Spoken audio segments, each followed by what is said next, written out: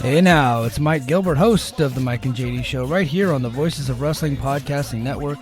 Join JD by God Oliva and myself every Thursday night live on the Voices of Wrestling YouTube channel at 11:30 p.m. Eastern Standard Time, as we stay up all night discussing all the hottest stories in professional wrestling. You can also check us out right here on the Voices of Wrestling Podcasting feed, or you can subscribe to the Mike and JD Show feed. Now, enjoy the show.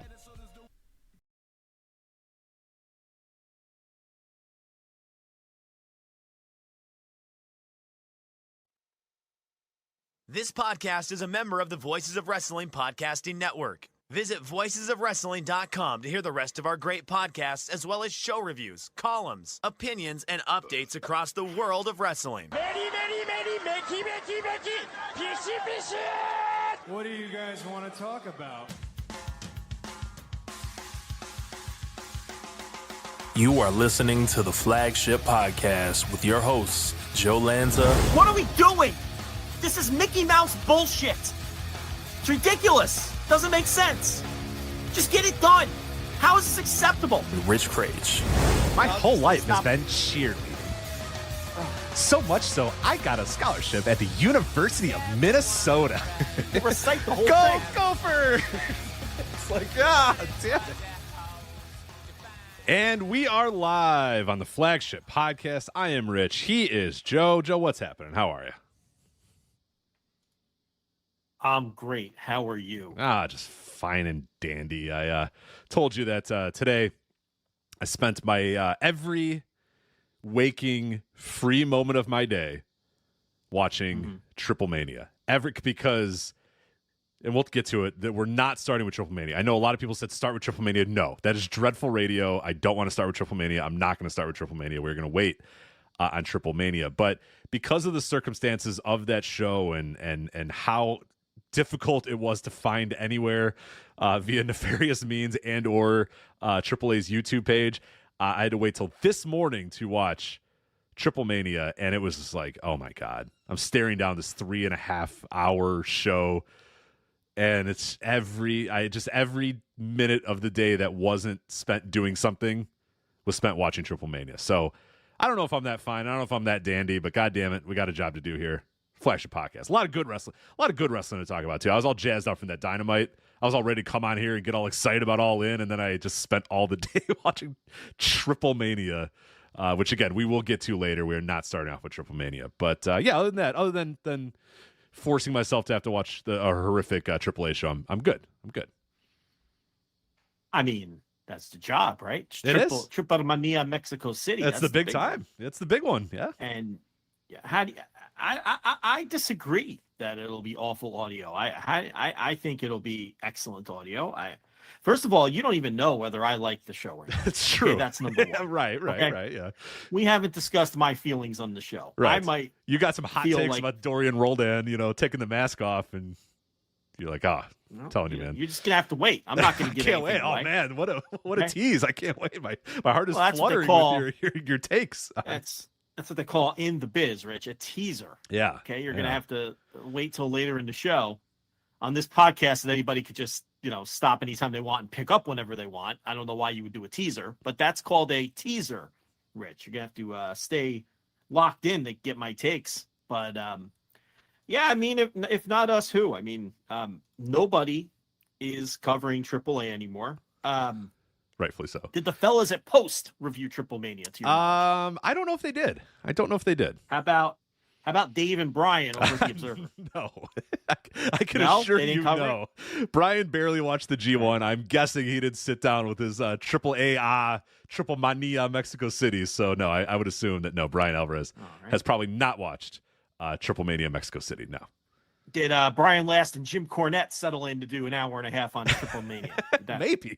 Actually, I don't know. They may have. Probably not.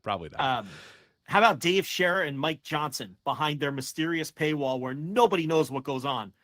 Did they cover TripleMania? You might not have an answer for that. I have no answer for. I was about to say, include me in that. I don't know what goes behind the paywall. I didn't even know they had a paywall. I don't even know what content they produce anymore over there. I have been planning a infiltration to see what goes on behind that paywall because no one I ask knows. So someone has to subscribe, right? Like, there's got to be somebody. I would think. Right? I mean, these men It's have not bills to zero. pay. It's not 0 subscribers. It's got to be Right. one So- at least. So yeah, I mean, did Fightful have one of the 47 people they employ on Fightful Overbooked possibly covering the That TripleMania I don't show? know. I don't know. I don't think so. though. I think the answer's no. I think the don't answer is think- probably you know, no. Yeah, I'm gonna I double check. think- Go Double Triple check Media that. Mexico Let's City make sure. review. Let's go on the old YouTubes and see what people have Yeah. done. Here for I don't Triple think Mania so. reviews. Slam Society, something called Slam Society, did cover it.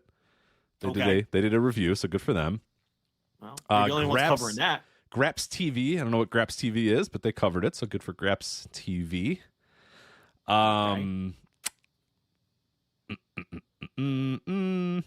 Just say no, Rich. Around the Point Network. We're giving plugs to all these people. They did a live watch party. My God. Wait, hold on. Don't These do are that. hold on. I'm confused. These are other sites, or I thought these were indie shows that Fightful has covered. No. You've lost me here. No. Okay, These are just- other people that are doing. I looked up TripleMania Mexico City review on the old YouTubes to see who else. Oh, so these are outlets that have Yes. covered. These are Triple A. outlets that we need to give credit to. Slam Society, Lucha Talk, the Lucha Libre podcast, the Around the Point Network. They did the live watch party. 3 hours and 35 minutes live watch party with those guys. That's man. It was hard enough to sit down and watch this show, but at least I could do it in like 19 different sittings. Sitting Right. down, cracking the knuckles, and doing a live watch party for Triple Mania might have been pretty tough. But yeah, that appears to be it. So you are correct. You gave me all those heavy hitters out there in the pro wrestling media None of them landscape, covered it. and it does Okay. not appear that any of them Right. did. I mean, So- Lucha Jobbers on this Voice of Wrestling Podcast Network, they did cover it. In fact, Well, there you so go. if you speak Well, Spanish, there you go. Go on to Lucha Jobbers and jump Yeah. on there and listen to what they had to say. Voices of Wrestling will never let you down, and we cover all the big shows, except Griffin Peltier just quit He covering did. AAA. He did, yeah. So you won't get a written review anymore, but you will be getting there's already a Spanish language review up. Mhm. Who's got now? Listen, who's got that? Exactly. With the- Right. I guarantee we're the only ones that have that. And we're gonna do it here. Although, our written reviewer did quit. And I did notice that. Did you read Lucha Blogs? I did. I don't know mean, if we're he- going to and get he, many like- previews. We might not get many previews from Cubs fan anymore either. But he wants to quit. He wants to quit. I have told When- him in person many times, Cubs, please stop. You don't have to send no. them We to me. need his previews. No, we need them. We need his. We he knows. His I think he previews knows. are great. They're so great. Every time I say it, he goes, and then he kind of hems and haws, and I go, but you are providing a fantastic service. And he goes, I know. People need to know. And I said, yeah, you kind of. I mean, I'm trying to be nice by saying I'm giving him the off ramp, but I know, and he knows, and we all know we need him. Just like you need us to cover this as well. No disrespect to anyone else who does anything else on the site. His previews are my favorite thing on the site. Oh, they're the best. I mean, you're not getting that anywhere. He doesn't even go that in depth on his own blog. I mean, those previews are great. So we can't let him quit. He's not going to quit. I mean, he had an existential crisis over that AAA show, and for good reason. But so again, my point here is, if not us, then who? And we have always covered TripleMania. We always will, and we're not going to stop. Look, we try to cover all the big shows. Do we get to every single one of them? Kind of. In some Yeah, capacity, sorta. we Yeah, might. kind of. I was about to say, kind of. Yeah. We covered Yeah, I Peter mean, Pan. We covered Peter Pan. I mean, every company's right. big show, every big major company's big show. Yeah, we cover it. We try. Yeah, we try to get to just about every company's major show at minimum. And again, you don't know. Rich, I may have loved You may the have show. How been do you locked know? in. You're right. I don't know. And I'm going to have to wait with bated breath because, again, we are not starting the show. Not starting the show with a Triple Mania Mexico City review. That is coming later in the show. But we got a lot to get to this week because it's a hell of a week in wrestling. It is a hell of a weekend in professional wrestling. So we will, later in the show, talk about the G1 Climax 34, the finals and the semifinals, of course. Zack Sabre Jr. winning the G1 Climax. So we'll talk about him winning the G1 Climax, plus the big story of him challenging for the title at King of Pro Wrestling and not Wrestle Kingdom. And I have some thoughts about that, and I assume you have some thoughts as well. So it'll be really fun to kind of dig into that a little bit. But I talk about the semifinals, the finals, and New Japan Pro Wrestling for the rest of the year as well. And then really the rest of the show is going to be a preview of All In Weekend. We have AEW's All In London 2024, plus the RevPro 12th anniversary show coming up the day before. And Joe, I got other shows and other matches for you. It won't be as excruciating as me having to read WrestleMania weekend shows, but not far off. There's some pretty terrible shows taking place All In Weekend. So we'll get everybody locked in. If you're on your way to London, if you're in London, if you're going to the weekend, you're going to the shows, we got some shows that you can go to if you really want to that are encompassing the entire weekend as well. So it is not just All In London. It's not just RevPro. You got Progress on Monday. You got other stuff all over the weekend. So we'll cover those in a little bit as well. But yeah, I think, well, actually, real quickly, and we probably should do this briefly, even though I know that you and I talked about this and we don't really have a whole lot else to say, but we talked about it at the beginning of last week's show that there were reports out there that Afa was either in poor health, or some people reporting that he had died and then taking that back and saying, no, he didn't die, but he's struggling and it doesn't look very good. Well, it came to be that on Friday, Afa did pass away. Now, it's kind of unfortunate that we don't have a whole lot else to say about Afa that we didn't just say about Sika. What was that, 3-4 weeks ago? It's kind of, yeah, it's like they're kind of one and the same. I mean, there obviously is, some things here and there that differ from the two, but the sad part is that we could pretty much put both those obituaries in and talk about them at the same time. And the fact that these men both passed away, within just a couple of weeks of each other is pretty tragic. But yeah, Afa did in fact pass away. Let me get the age for Afa. He was 81. 81. Okay, yeah, so pretty. It's essentially we essentially did his obituary already. Yeah. Because they were really a tag team their entire careers. The only where the roads kind of parted were at the end of their run when Sika had that singles run, which we talked about in Sika's obituary. And then Afa did come back some years later after Sika then retired. In 1990, when did he come back to manage the Head Shrinkers? 94, probably, right? Yeah, no, 92. Yeah, right, 92. I think they ended in 94, but yeah. So he came back to manage Samu and Fatu as the Head Shrinkers, and then of course Sione. Sione got in the mix with the Barbarian, and he was the manager there. And they went right back to doing like the derivative. He'd like be eating a raw fish at ringside as the manager. Or they brought out for a while. They started bringing out. They let go of the raw fish thing, and instead he just came out with a bucket of fried chicken all the time. I guess it was hilarious the updated version yeah. of the the Head Shrinkers, Samoans, wild animals thing. Is the raw fish was too disgusting, so he just came out and ate a bucket of fried chicken while at ringside. But same bullshit Samoan stuff, hard heads and raw meat and all that sort of stuff. So bones and everything. But hey, look, they're Samoans, and if they were okay with it, who am I to judge? Yeah, right. And that team kicked ass. Samu and Fatu were awesome. I love the Head Shrinkers in that era. Oh, the Head Shrinkers were great. Yeah. I mean, that whole era of WWF tag teams with the Head Shrinkers and the Smoking Guns and the Quebecers and the Steiners for a little while.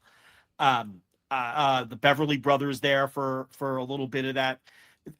That was a really great era. Great.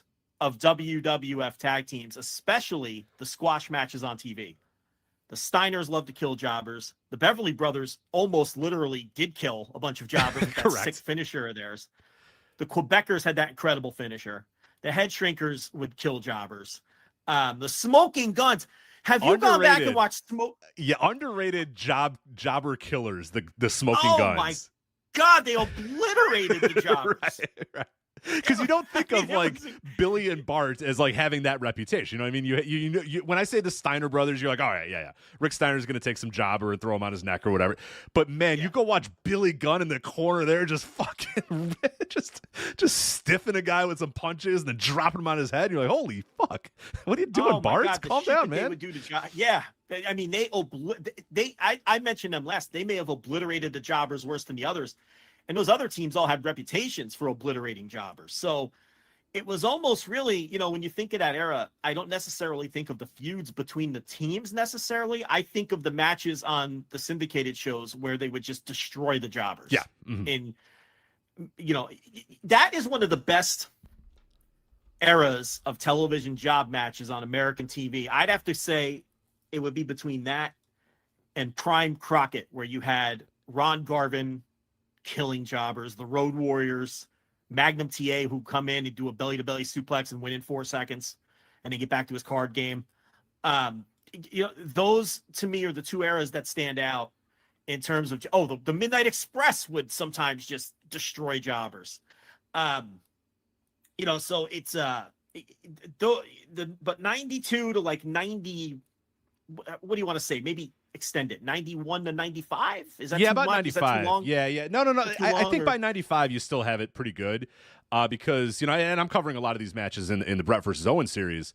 Over there at flagshippatreon.com, by the way, if you want to jump on in. 30-year anniversary of the Bret Hart versus Owen Hart feud. We're going month by month.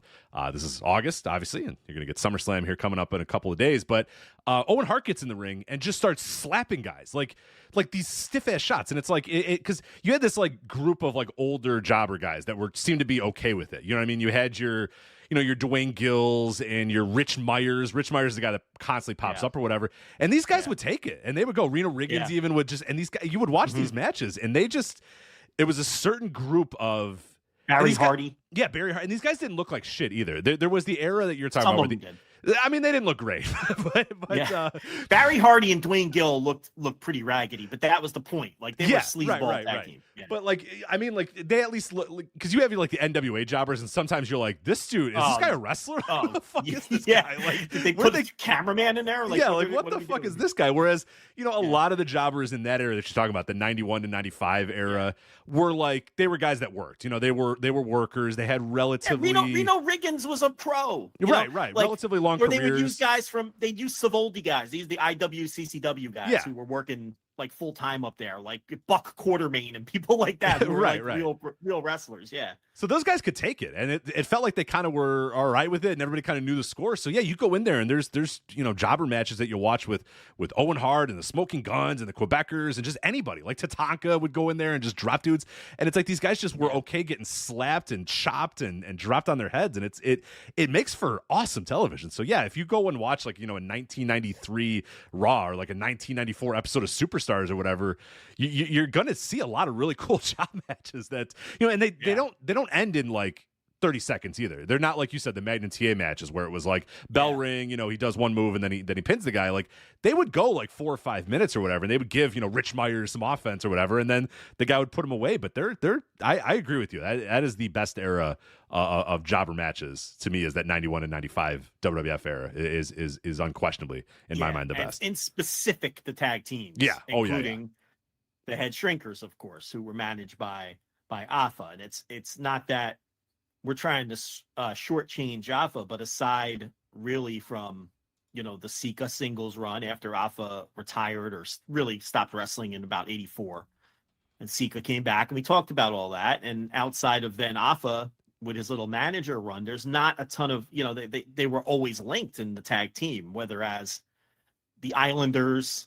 in the territories when they were called the Islanders, then later as the Wild Samoans. And we kind of, covered all that ground already. Now, Alpha was the father, and I have it all straight this time, Rich. There will be no scuffling on this.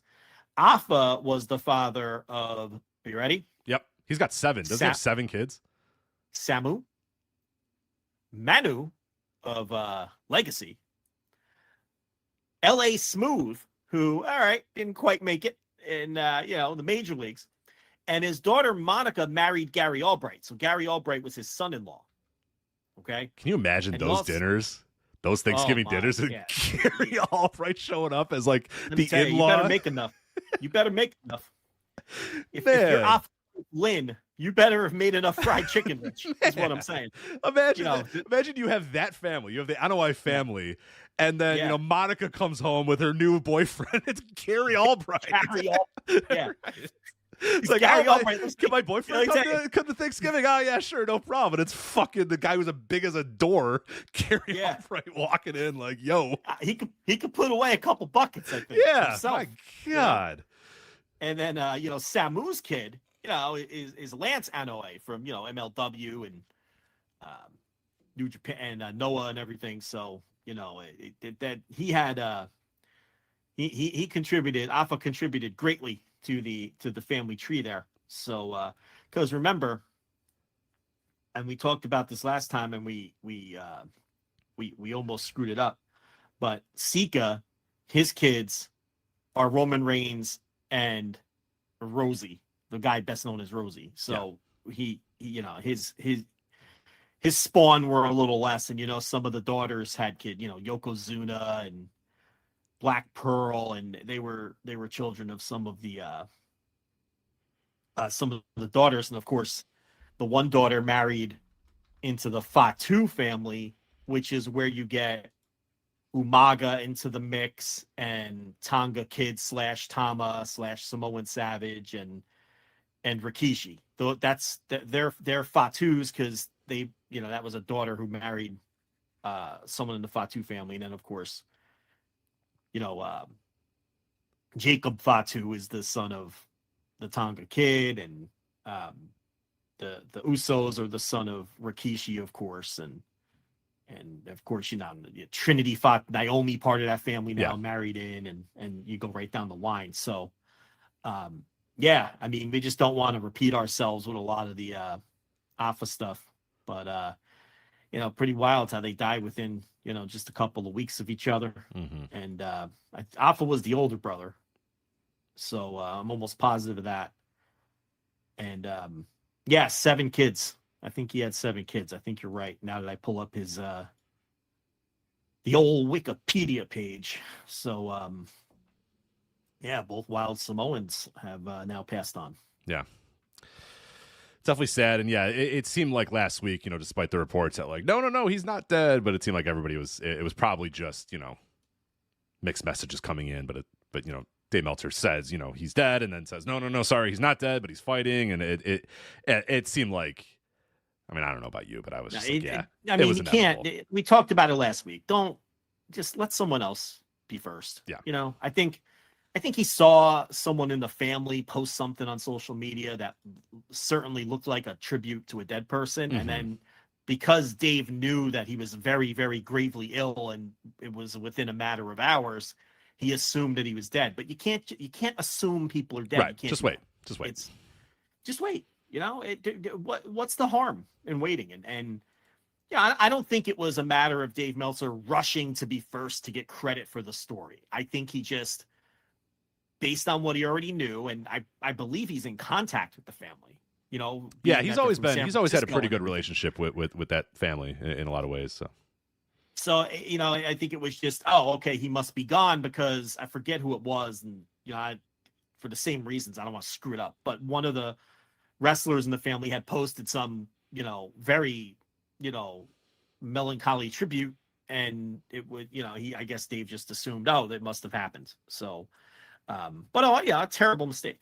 So, anyway, at any rate, I think it was the next day. We did the show on Thursday. It was Friday. It was Friday. Yeah. So, yeah.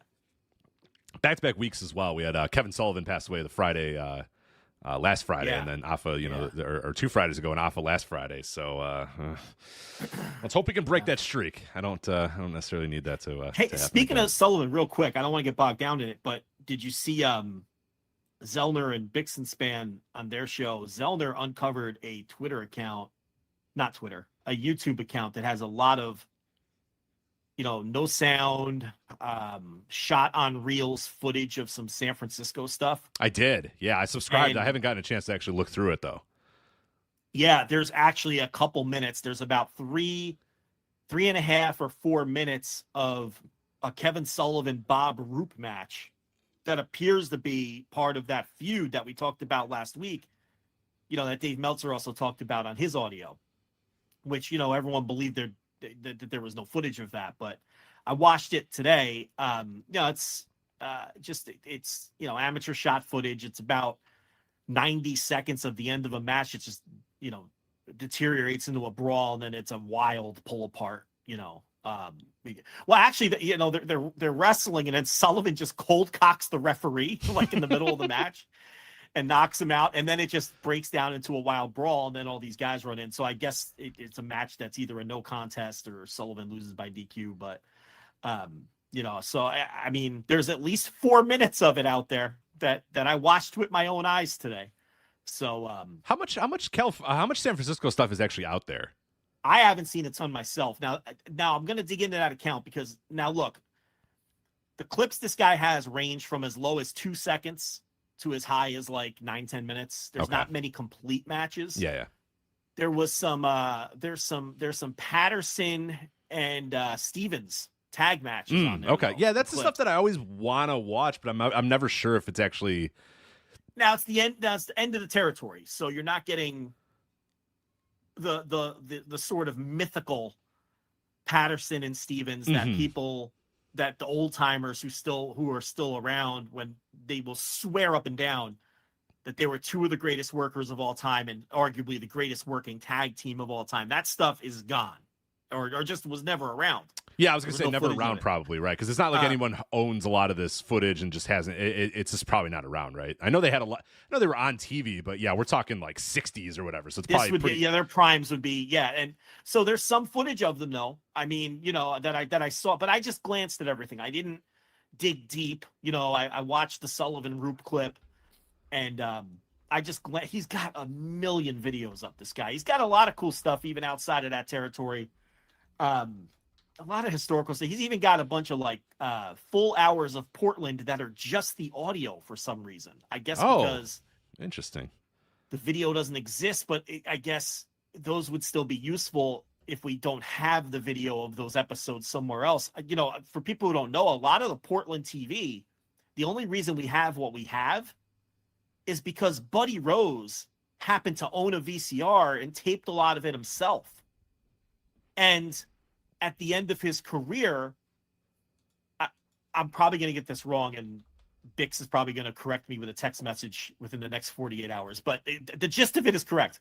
At the end of Rose's career, I think Matt Farmer in conversation found out he had all these tapes, and he's like, holy shit, can we do something with the, and Rose, I think, gave all those tapes to Matt Farmer, which is how we have the vast majority of the Portland footage that we have now. Now, I might have a couple small details wrong, but it absolutely was Buddy Rose who was taping all of that stuff. He's working there, but he also happened to have a VCR when a lot of people didn't have VCRs, and he was just recording the show. And thankfully, he was doing so because we don't have a lot of Portland otherwise. So this guy with this account that has like the audio of the Portland shows, I mean, that might actually be useful stuff if those are episodes that fell through the cracks, because and then at least we have something. Yeah, you always wonder how much stuff was out there that were just sitting in a garage or a basement or whatever, and then some guy died and everything just got thrown away. Those are all Grandpa's old tapes or whatever. What I mean? Like fuck, like you always think of how much is out there. I know that I was recently reading that story. I don't know if you know about this, but I forget what her name is. I think it's Marion Stokes, I think was her name. She had like OCD and had like a history of being a librarian, and essentially just filmed like 30 years worth of like television broadcasts, like news broadcasts, like obsessively just decided and kept it all, and then like got found, and then people found it, and it's like this massive archive. Like most of the archive we have of old newsreels and stuff is because of her, and also like old television shows as well. Like she would record like Oprah, every day she would get a VHS and record Oprah, and like we have the entire catalog of. It's just like wild that some people were like that, and it's great. But yeah, we need to find those tapes, and those tapes need to get recovered. And we always talk about all the time that Dave Meltzer in his garage has just boxes and boxes and boxes and boxes full of tapes that are just deteriorating and getting moisture on them and stuff. And it's like shit, we cannot let those things go. Like we have to make sure that we archive them somehow and preserve them somehow, because man. Yeah, and what's scary is even if we come across tapes in someone's attic or basement or garage or living room when someone passes away or something like that, the more time that passes, the more likely the tapes will be unwatchable anyway. Yeah. With how videotape. Yeah, I mean, I have a ton deteriorates of and all old that. tapes, and like, none of it's worth that much. You know, what I mean, not everything I have is probably available on Peacock or whatever. But I haven't watched those things in 15 years or whatever. I'm sure if I popped it in there, I don't even know if it would work.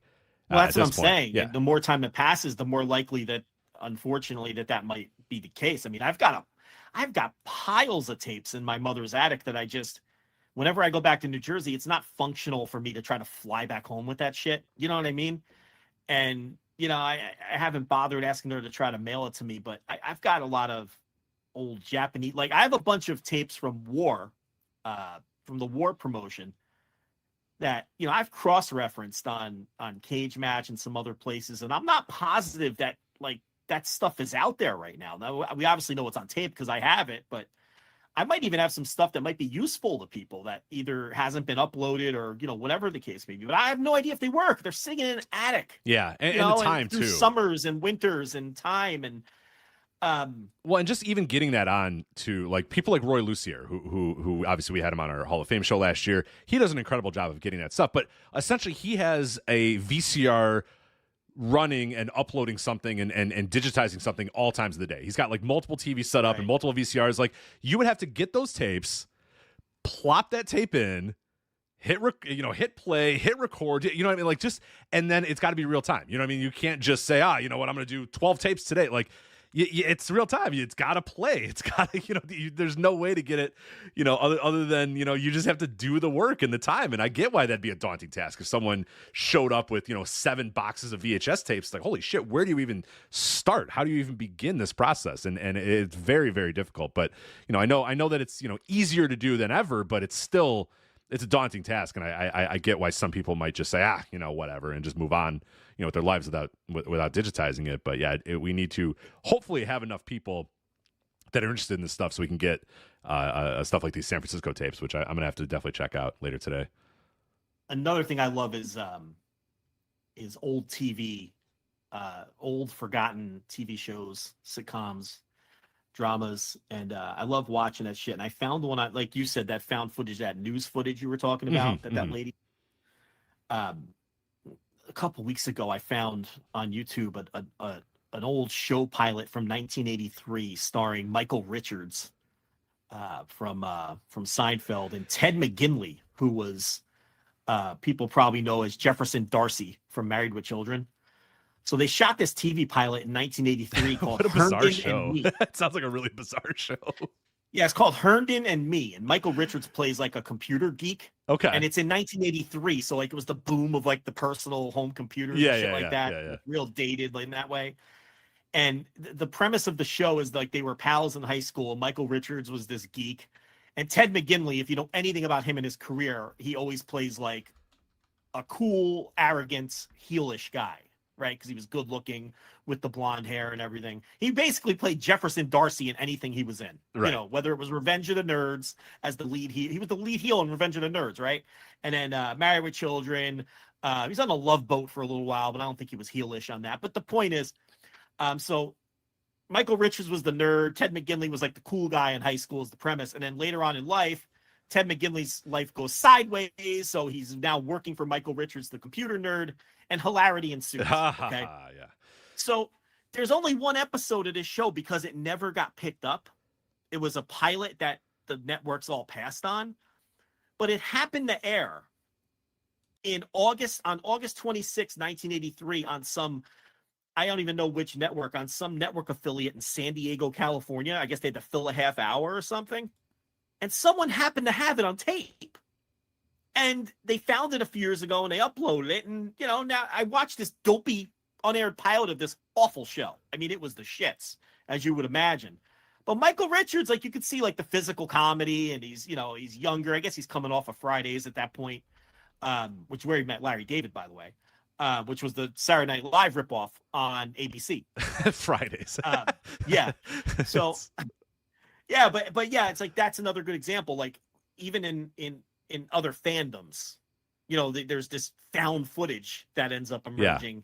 That ends up being like a really big deal to people. So, and thank God Buddy Rose taped all that stuff. But yeah, okay. So the account that we're talking about here Kevin Orcutt, first name Kevin, last name Orcutt, at Kevin Orcutt 8697 on YouTube. That should be enough information for people to figure it out. But he's got a bunch of Roy Shire's, TV, obviously, a bunch of Portland TV, some of it audio only, a million different clips. I mean, it's just a never-ending scroll of videos here. This is a really nice find. I think it was Zellner who knew about this account.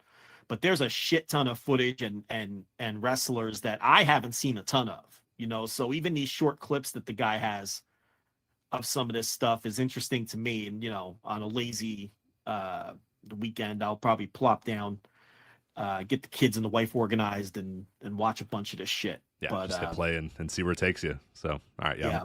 I'm subscribed. So, yeah. A lot of Olympic auditorium stuff, too, from LA, a lot of California, West Coast. It's basically a lot of West Coast stuff. Yeah. So yeah, that's cool. Yeah, we'll have to definitely check that out. But there we go. I just want to do some brief words about AFA there, so get it out of the way there, since I know some people were asking, "Are you guys going to do an AFA thing?" And I hated to say, we kind of did an AFA thing a couple weeks ago with Sika, unfortunately. But there you go, AFA passing away at age 81. So, all right, let's get to the All In weekend. We'll start with AEW All In London, obviously previewing that show. We will be back Sunday. Remember, folks, Sunday for All In London, Sunday afternoon, late afternoon, early evening with Instant Reaction Live. I like this. We did this last year. It was pretty cool to do an Instant Reaction Live and then be like, all right, what do you want to do with the rest of the day? Or I was like, all right, honey, you want to go to, out to eat or whatever? Because usually we watch these shows and we do these things and it's, we're done at, 1 a.m. Central, 2 a.m. Eastern. Not this time, man. We're going to be all wrapped up, I think, by the show starts, I think, noon Central, right? Isn't it noon Central, 1 Eastern, I think, for the show? Maybe I'm off a little bit. But, yeah, for the most part, I think should be wrapped up by 5 or 6, our Instant Reaction Live. So that's pretty cool to be able to do these. I could get used to these afternoon shows. I definitely could. But, yeah, we'll be back immediately following All In London for Instant Reaction Live. Looking forward to that. Yeah, I mean, let's face it. Who's going to do a better review than we will? Nobody.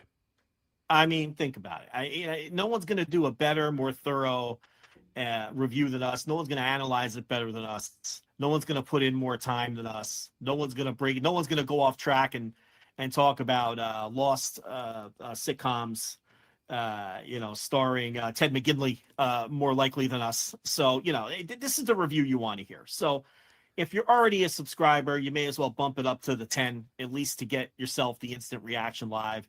If you're someone who bounces in and out, I would imagine that you would bounce in for this review. This is one of the biggest shows of the year, obviously, not just for AEW, but in all the pro wrestling. So this would be the time to bounce in for 30 days and get the Instant Reaction Live. If you're someone new on the $1 tier who came in to read my latest piece on WWE PR, hello, welcome, and maybe consider dropping another $9 to get the Instant Reaction Live this weekend. If you've never heard one of our Instant Reaction Lives, it's the best in the business. I'm confident in that. I'm not saying that as a hard sell. I'm saying it with my chest. We're the best. No one reviews these shows as well as we do. Whether you agree with our takes, don't agree with our takes, we dig in deep and cover them inside and out with more detail than anybody else is going to do. Okay, so yeah, it's a perfect time to jump in. We've been pumping more content out behind the paywall than ever. I mean, that's indisputable as well. I mean, you're getting at least one Flagship Plus every week, sometimes, multiple Flagship Pluses, which are basically extensions of the show you're listening to right now. All the topics we don't get to that don't make the cut. Reviews of TV shows that we're never going to waste time doing on the Flagship. Most weeks I'll do Rampage and Collision. I'll mix in a little Raw and SmackDown sometimes and some other stuff. Whatever news pops up in between flagships that might not, that I sense won't be stuff that's going to make the cut for Thursday. So I'll knock that out on a Flagship Plus.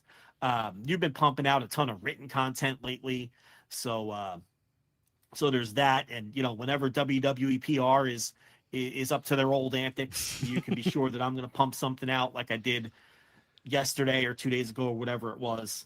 It looks like they're running out of, they're people to play their games. Scratching they're scraping the bottom of the barrel. Yeah. It's. I mean, maybe our bullying works. Maybe I think it might. Our humble little outlet, but no one was talking about this stuff before we were, And, you know, I have to think that it's a combination, and I did write this in the piece, but I think it might be a combination of some of these outlets just may not have realized that they were being used and may not realize that they're considered rubes internally and are kind of hip to the game now and have backed off.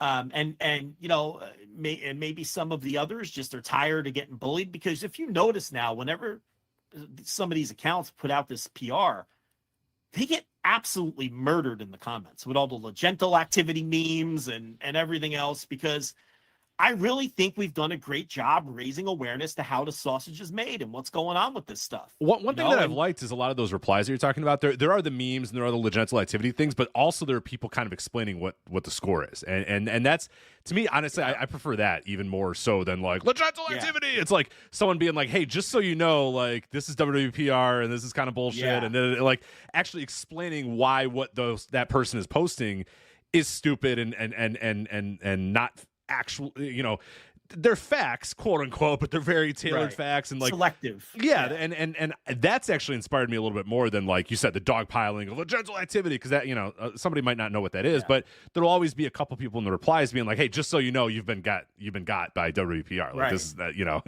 just so you know, this is what the score and this is what's happening, and it does seem like, and here's the full context of what this rating means or whatever. And you know, look, there's always going to be people and outlets who are more than happy to participate. Cheese Board's never going to stop. Steve Fall is never going to stop. Wrestling News Co. is never going to stop. PWP Nation or whatever, they seem to be the newest one that pops up every single time. Yeah. You know, and you know, so yeah, there's going to always be, but I feel like maybe, and I feel like we can take some credit for this. We have run some of them off, and again, not even in shame. Some of them may have. It's just they might just, the light bulb might have gone off, like it did for a lot of the reputable sites very early on with the early Rampage Fast Nationals, where the light bulb went on and people were like, oh, they're playing games. Fuck that. We're not participating in this shit. I think that's been happening more and more. That Beeston kid from Bleacher Report. I think that was the case with him. He didn't know any better, you know, and he ran with it, and then, you know, he did he did audio with Thurston, and, you know, he hasn't done it since, because I think now he realized it, like the light bulb went on, and he was like, oh, okay, I see what they were doing here. They're using me, you know? So I think there's, you know, it's not totally cynical what I'm saying. It's not totally, you know, it's also, I think some of the outlets are like, oh, this is kind of gross. I don't want to be, you know, a participant in this, you know? And, but at any rate, it seems like they are running out of outlets. Now I say that, and you watch next time there'll be, you know, 27 outlets that, you know, participate in the next one, but there's been less and less. There was 3, you know, lately. There was 3 last time. We could find 3 that we could identify. And I think, of the 3, you know, one of them was new. We had never seen Fight Oracle do it before. And then obviously Steve Fall is always going to be a constant, and the PWP Nation guy, who a little birdie told me that WWE has denied supplying PWP Nation any information. He might just be copying other people's work, like a rube. Well, that's what I thought. I figured, okay, he must just be copying homework, because he did copy one of the other tweets this time word for word and just copy and paste it. But the thing about it is, in one of the instances, they were first, and I can't find evidence that anyone else beat them to the punch. So, I mean, could WWE be fibbing about that? I mean, I don't know, but a lot of people don't like that outlet for a million different reasons that I'm not getting into. You know, none of my business, as I'm over here sipping tea. The point is, when questioned, the WWE PR denied that they give that outlet the stuff, but they seem to always part. Now, look, as I always say, it's possible a lot of these places are just copying homework. They see other people report something, they see it getting some engagement, so they just copy and paste it. Which is also terrible and also stupid and deserves to be called out. But it's funny that, because that is a common thing that you get, is people are like, oh, I just saw someone else do it. No, we don't do that. You don't have to copy and paste other people's work, and you know, it speaks to the larger issue. That's what they're counting on. Right. Like that's the point. Like that's the whole point. You know. But there's undoubtedly that's you know, has occurred, you know, but I'll usually just post all of them, and I'll say, hey, look, some of these people might not be getting it directly from WWE, some of them might be catching strays to some degree, but here's everyone who we found.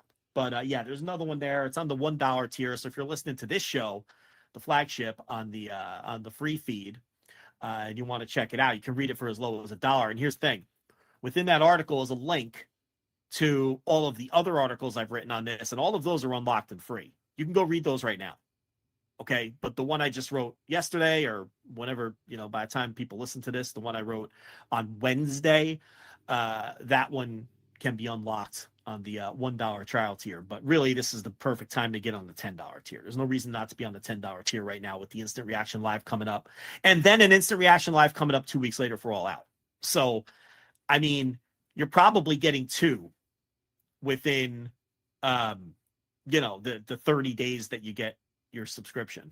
So yeah, going to be a hell of a run here, but yeah, let's do it. Let's talk All In London here as we preview. I thought you did a good job on the Thursday Dynamite review this week, also at flagshippatreon.com. Damn right I did. Yeah, and I think you nailed it in terms of AEW feeling like they're peaking at exactly the right time with All In, because I had the exact same thought as well. And one of my notes was these builds are working almost across the board. And I have some beef with the card, and we'll talk about the card here in a little bit and preview it match by match. But really, it feels like a lot of the major programs, that Go Home Dynamite was like, you got me. You know what I mean? Like, I cannot wait for Sunday now. And that one of those things that it's very difficult to do. And they didn't nail it last year. We talked about it. We were very vocal about it last year. I don't think they nailed the build whatsoever last year to All In. It felt very rushed. It felt very hurried. It felt very, disjointed or whatever. They absolutely fucking nailed it this year with All In, because you talk about those top matches, your Swerve and Bryan Danielson, your MJF and Will Ospreay, in particular, those two are just like at the exact point right now where you want to see these two people wrestle. You know what I mean? And that it's not easy to do that. It's not easy to get a build to work as perfectly as that, where that go-home show and that go-home angle has you saying, oh my God, I have to wait till Sunday to watch these matches? Because that's where I was after Dynamite, man. I was like, I wanted to see MJF and Will Ospreay right now. I want to see Swerve and Bryan Danielson right now. And I thought they have just nailed the build to those two matches in particular. And you could see what it looks like when you don't nail it, in exactly like you point out, Tony Storm and Ryan May, which feels like, all right, yeah, that's coming up Sunday. And that's the big difference. Like, think of the anticipation that someone might have for an MJF versus Will Ospreay and the anticipation of Tony Storm versus Ryan May. It just speaks to the point of when you nail a build and you have it at the exact right time and do the exact same, that the heat spots at the right time and the right promos at the right time and everything just you get these two matches, which to me are just, I cannot, like, counting down the hours, counting down the days until these matches can come. And I'm sure we're going to have, detailed discussions about both matches and what we think should happen and whatnot. And it's just refreshing to do that again, because there was a couple of AEW pay-per-views, especially in recent vintage, where we came on here and did these previews and we're like, I don't know, it felt like a WWE preview where we're just like, yeah, here's the matches. And you're like, I don't know what you want me to say. And I'm like, I don't know. And we moved on. You know what I mean? And I hate that. That sucks. I don't want AEW to be that. And I love that this All In London feels like, for the most part at least, and again, it's not all perfect, but feels like for the most part at least that it's peaking at the right time. And it feels like a company that is definitely arrows pointed up and things feel pretty hot right now for AEW, and that, leading into the big show at Wembley, which again, I know that you're going to hear a lot of grifters this week that are going to point out that, oh my God, they had, 80,000 last year and they only have 50,000 this year. It's like they are putting 50,000 people into that building. That's very good. 50,000 people buying tickets to a professional wrestling show is pretty damn fucking good. They're probably at about 51,000 by the time most people listen to this. And, they have a chance to, when it's all told, and I'm sure they'll give away some tickets at the tail end to puff it up. Oh, I saw they've been doing that too. They're giving for if you're a first responder or you work at a hospital or whatever, like stuff like that. That was last week. They gave away the 1,500 upper deck seats to the first responders. Yeah. So that was last week or the week before. But yeah, I mean, I think towards the tail end too, since they're going to have all those available seats, they'll probably give away as many tickets as they can to get as many people through that turnstile as they can, once they've exhausted all the ticket sales. But yeah, they're going to have probably at minimum 55,000 people in the building, and then we'll have to find out how many are paid. I would guess they're probably going to have somewhere in the range of 50,000 paid. It's going to be a $6 or $7 million gate, which is going to be the second most successful show they've ever done and the second most successful non-WWE show in the history of wrestling from a gate standpoint, right? I don't think anything else has done $7 million gate. So nothing I could think of anyway. But yeah, so it's it's going to be now the pay-per-view buys, we'll see.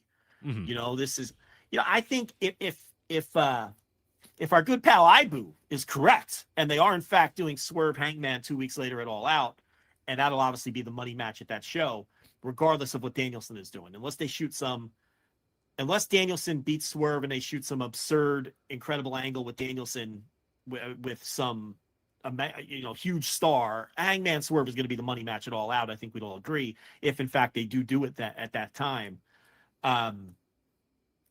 If that's the case, these next 2 weeks are going to be an interesting referendum on Swerve, right? I think we all agree that he feels like a main eventer now, and he has main eventer aura. Absolutely. Right? There's no doubt about that. He's elevated his stock without question on this title run, whether he wins or loses. He's a made guy now. But that has not been reflected in the business. They're still not selling tickets. And some of his quarter hours have done very well. Okay? Some have not done anything special. The show closing angle, which ran through the overrun last night, was the worst performing, quarter, if you want to call it that. It wasn't a full quarter on the show. Now, I don't know what was going on in the Democratic National Convention during that specific time. You know what I mean? So there could be, because that's going on all week. I heard they booked Taylor Swift, or did they book Beyonce or somebody? I believe Beyonce is going. We're going head to head with Beyonce right now, I believe, or at least pretty soon. We're going head to head with Beyonce, which is a tough draw for us here on the flagship. But yeah, I think if they were ever Beyonce. To get Swift, I mean, you can forget it. Whenever that, but I don't know where I saw that. Maybe some dope in the Discord who was wrong. But anyway, the point here is these next two pay-per-views with Swerve very clearly in money matches, because remember, the one pay-per-view, he was like third from the top, right? At best, in terms of how strong they've kind of weaned him into this position. So we'll see how many pay-per-view buys that these shows do, right? And look, Swerve Danielson has a lot of help here, because I think Ospreay MJF is a super hot match. I think that Mercedes Britt Baker feels like a pretty hot match. Yeah. And although it has cooled off from the peak, Toni Storm and Mariah May would be the fourth big match on the show. I don't think anything else on the show is going to have a massive effect on the on the pay-per-view buys. Everything else is kind of just there. Maybe some intrigue to see what Hangman does, if you want to throw that in as the fifth thing, if you really want to get crazy. But it's going to be those four matches, and really the first three that I mentioned, because I really do think Toni Storm, Mariah May has cooled off to some degree.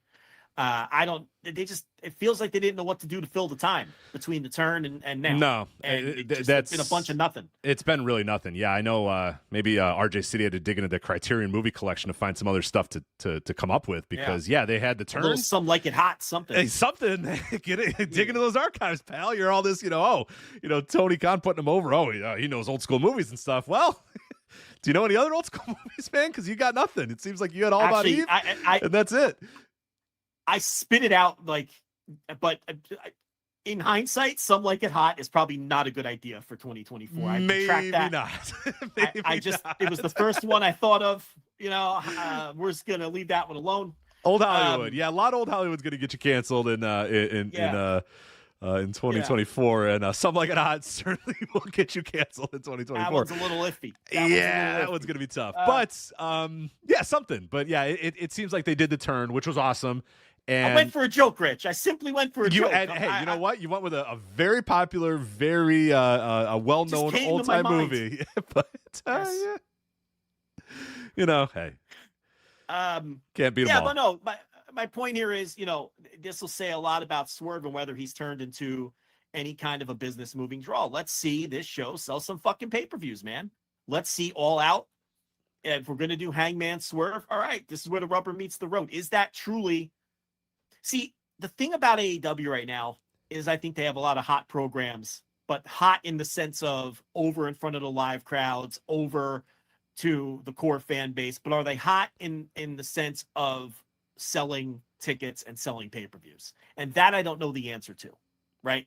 Because I think Wembley was going to be in this range of tickets no matter what the fuck was on the show. I'm firmly in the belief of that. That's why I was strongly in favor of Danielson Swerve, I really don't think anything they did on Wembley was going to greatly have any kind of statistically significant difference on the ticket sales once they sold that first 40,000 tickets. I thought no matter what they put on the fucking show, they were going to crawl to 55,000. And look where we are, right around 55,000. And you know, there's programs that feel hot in the buildings and everything, but they're not moving ratings. They're still not selling tickets domestically. So we'll see if some of these quote unquote hot programs, which includes Swerve and Hangman, can sell some pay-per-views. I am confident that this show is going to do well on pay-per-view. We'll see. And I am confident that with the short turnaround, their hottest match that they have will sell some pay-per-views as well. And hopefully it can sell some more tickets in Chicago. We'll see, you know? So that's why I think it's a big 2 weeks for Swerve in particular, you know, whether he loses that title or not, he's going to be in the money match it all out. And then we see if Danielson wins, and I think he's going to win, if his title reign and sort of this final countdown story that they're doing with him can also pump some life into the business end of the company. Now, I will say they did 2 consecutive good ratings in the demo. They did a 0.23 last week and a 0.24 this week, going up against, so they went up a little bit in the demo, going up against the Democratic National Convention when we saw what that did to Raw.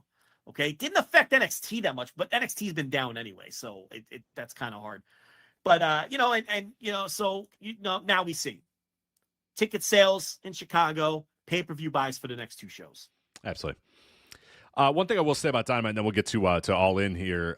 One thing about Dynamite that I loved about last night, you know, obviously the crowd was amazing, and they just, you know, the people in Cardiff were just so excited to see AEW television there. And I thought one of the things that really stood out to me, and it made it very obvious to me that the plan moving forward for AEW, hopefully, and I talked about this when I guest hosted or guested on the Gentleman's Wrestling podcast with Jesse Collins last week, was running smaller buildings again for AEW makes such a big difference for that company. Now, if you're running your pay-per-views, I get it. Run your pay-per-views in the big basketball arena, big hockey arena in everyone's town or whatever, that's fine. But the TVs, you know, between the residency for Collision and this Dynamite and, you know, a smaller venue in Cardiff, man, the difference of having 100% filled building that everyone's engaged and everybody thinks they're at something cool because it's like we're in this building and everyone's here and everyone's excited and everyone's ready to go for Dynamite. That was kind of what that feeling was of Dynamite in the early days. And, you know, I obviously get when they grew and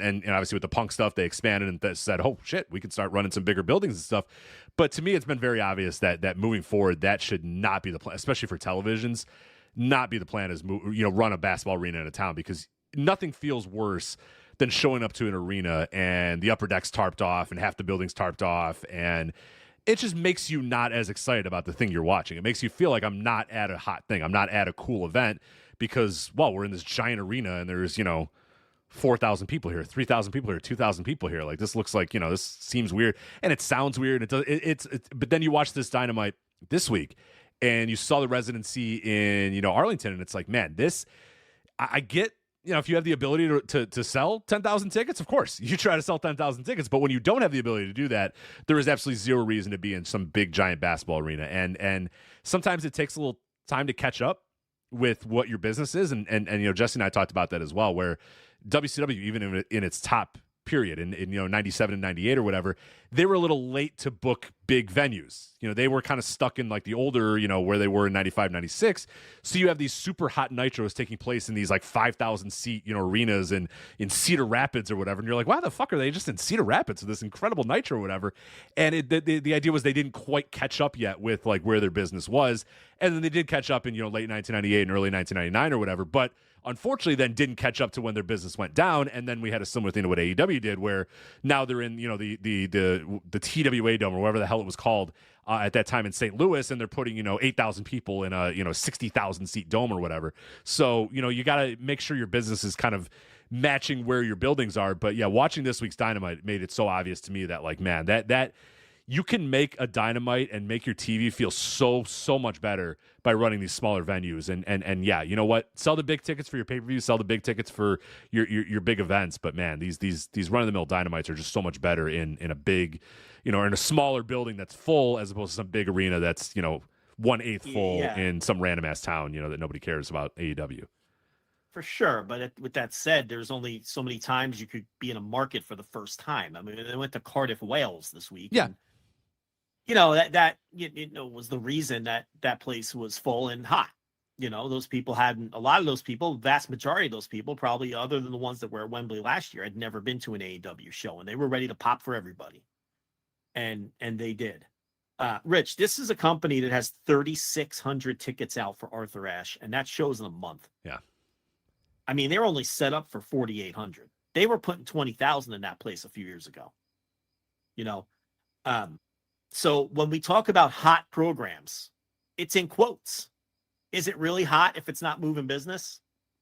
That's kind of my point here to kind of wrap this up before we go over the matches is, look, you could talk about this show and you could talk about Hangman Swerve being such a hot match all you want. If they don't, pack that Chicago building and open up more seats, and they don't do better than their usual pay-per-view number for that show, is it really a hot program? Yeah, that's another that building too. We talked about last week. It's pretty interesting. They've only set that thing up for what was it, 7,300 or something like that. And they, the original All In, the whole bet was 10,000 people, and they routinely were getting 10,000 at the Now Arena for the earlier All Outs as well. And now it's like we're set up for 7,800 or 7,300 or whatever it is. And that thing, it's like, I don't know if they're going to get to 10,000. I don't think they're going to sell that many tickets. And that again, speaks to what's going on, company wide. It's just like, wow, that was a building and a market that you could pretty much snap your fingers and you were going to get roughly 10,000 at. And now it's, you're crawling, like you said, 7,000 maybe. Yeah. And my whole, most of the basis of my argument for doing Danielson in Wembley and doing Hangman later, right? And look, because that match hasn't been announced, I want to be clear because I don't want people to misquote me. That match is a rumor right now. Mm-hmm. So if there hasn't been ticket movement, it's not the fault of that match. But when they announce the match, that's when we're going to find out. So just let me be clear about that. But part of my argument for doing the Danielson match in Wembley and saving the Hangman match for to be determined, okay, was that I felt Hangman Swerve felt like the hotter program and the hotter match, and that really wasn't even disputable at the time. I mean, now maybe you can make an argument, but at the time of the debate, it wasn't because they hadn't begun building Danielson and Swerve yet. But my argument was you save the hotter match for when you need to fill another building because Wembley is a success already. That was a huge basis of my argument, and that was with entirely my business cap on and my business brain on. I'm looking at this and I'm like, all right, they've got 40,000 tickets out. They're going to put another 15,000 in their minimum. Why are you going to burn off your hottest match? Right. They're going to do a $5 to $6 million gate even before they announce that match or whatever. And I really didn't feel any match they had was going to make a substantial difference in ticket sales. And I felt like Danielson Swerve could eventually be built into a really hot match. And they succeeded in that. Mission accomplished. So my thought process was save the match that you already know is going to be hot for when in your back pocket, when you're really going to need it. And if the rumors are to be believed, and I've had some conversations and it looks like a pretty strong possibility that is going to be the case, then this is why part of the reason why they've moved it up to Chicago, to try to fucking spark things and get that building and that pay-per-view going. There's other reasons too. That we can get into along the way, maybe not today, but that was, that's got to be part. And that's exactly what I was talking about. Save that match for when you need it to fill another building. It would totally be wasting it in Wembley. And I understand why a lot of people disagreed with me because they're like, yeah, but we want the hotter match and the match we like better on the bigger show. I get that. As a fan, you don't have to give a shit about business analysis. Right. But when I'm on this show, I do. We do. Yeah, that's what we have to do. We do that here. That's part of this show is analyzing the business of wrestling. That's right. We can't just be fans. We can't just be fans here. We're fans and analysts in a lot of ways. And I want to be clear. I'm not arguing that, I'm not, let me put it this way. I'm not interested in the argument of what would have been cooler in the building when I have to come on the air for a month and a half, 5 or 6 weeks and talk about what I think is the right move for the company. Okay. If this was a red hot company that wasn't having any trouble pumping out tickets like they were a few years ago, I probably would have been on the side of doing Hangman Swerve at Wembley. Hey, fuck it. You're going to sell it all out anyway. You know what I mean? That you're going to sell out fucking Arthur Ashe anyway. This company has 3,600 tickets out for Arthur Ashe. and they struggle to put 2,000 people at TVs. So my job when I come on here and do this show is to analyze that piece of it and try to figure out ways that I think are the best ways to move business in the company when they're decidedly not hot. And to me, as I've expressed a million times, and I'm not going to keep beating people over the head with it because the people that disagree are sick of it, and the people that agree are like, "Yo, okay, we heard you. But, we got it. We got it." But to me, Danielson was such an easy decision between Danielson and Hangman from that standpoint. Because Hangman's the hotter man, and now we're going to find out. My point is, I'm not entirely sure anything is truly hot without the quotes in this company. There's stuff that feels hot. I think that these two shows will move pay-per-views. I think when they announce Hangman and Swerve, that's going to see a ticket surge in Chicago. Would I bet, I don't know, a year of my life that that's going to occur? Absolutely not. I'm not positive. I think I'm right. We'll see.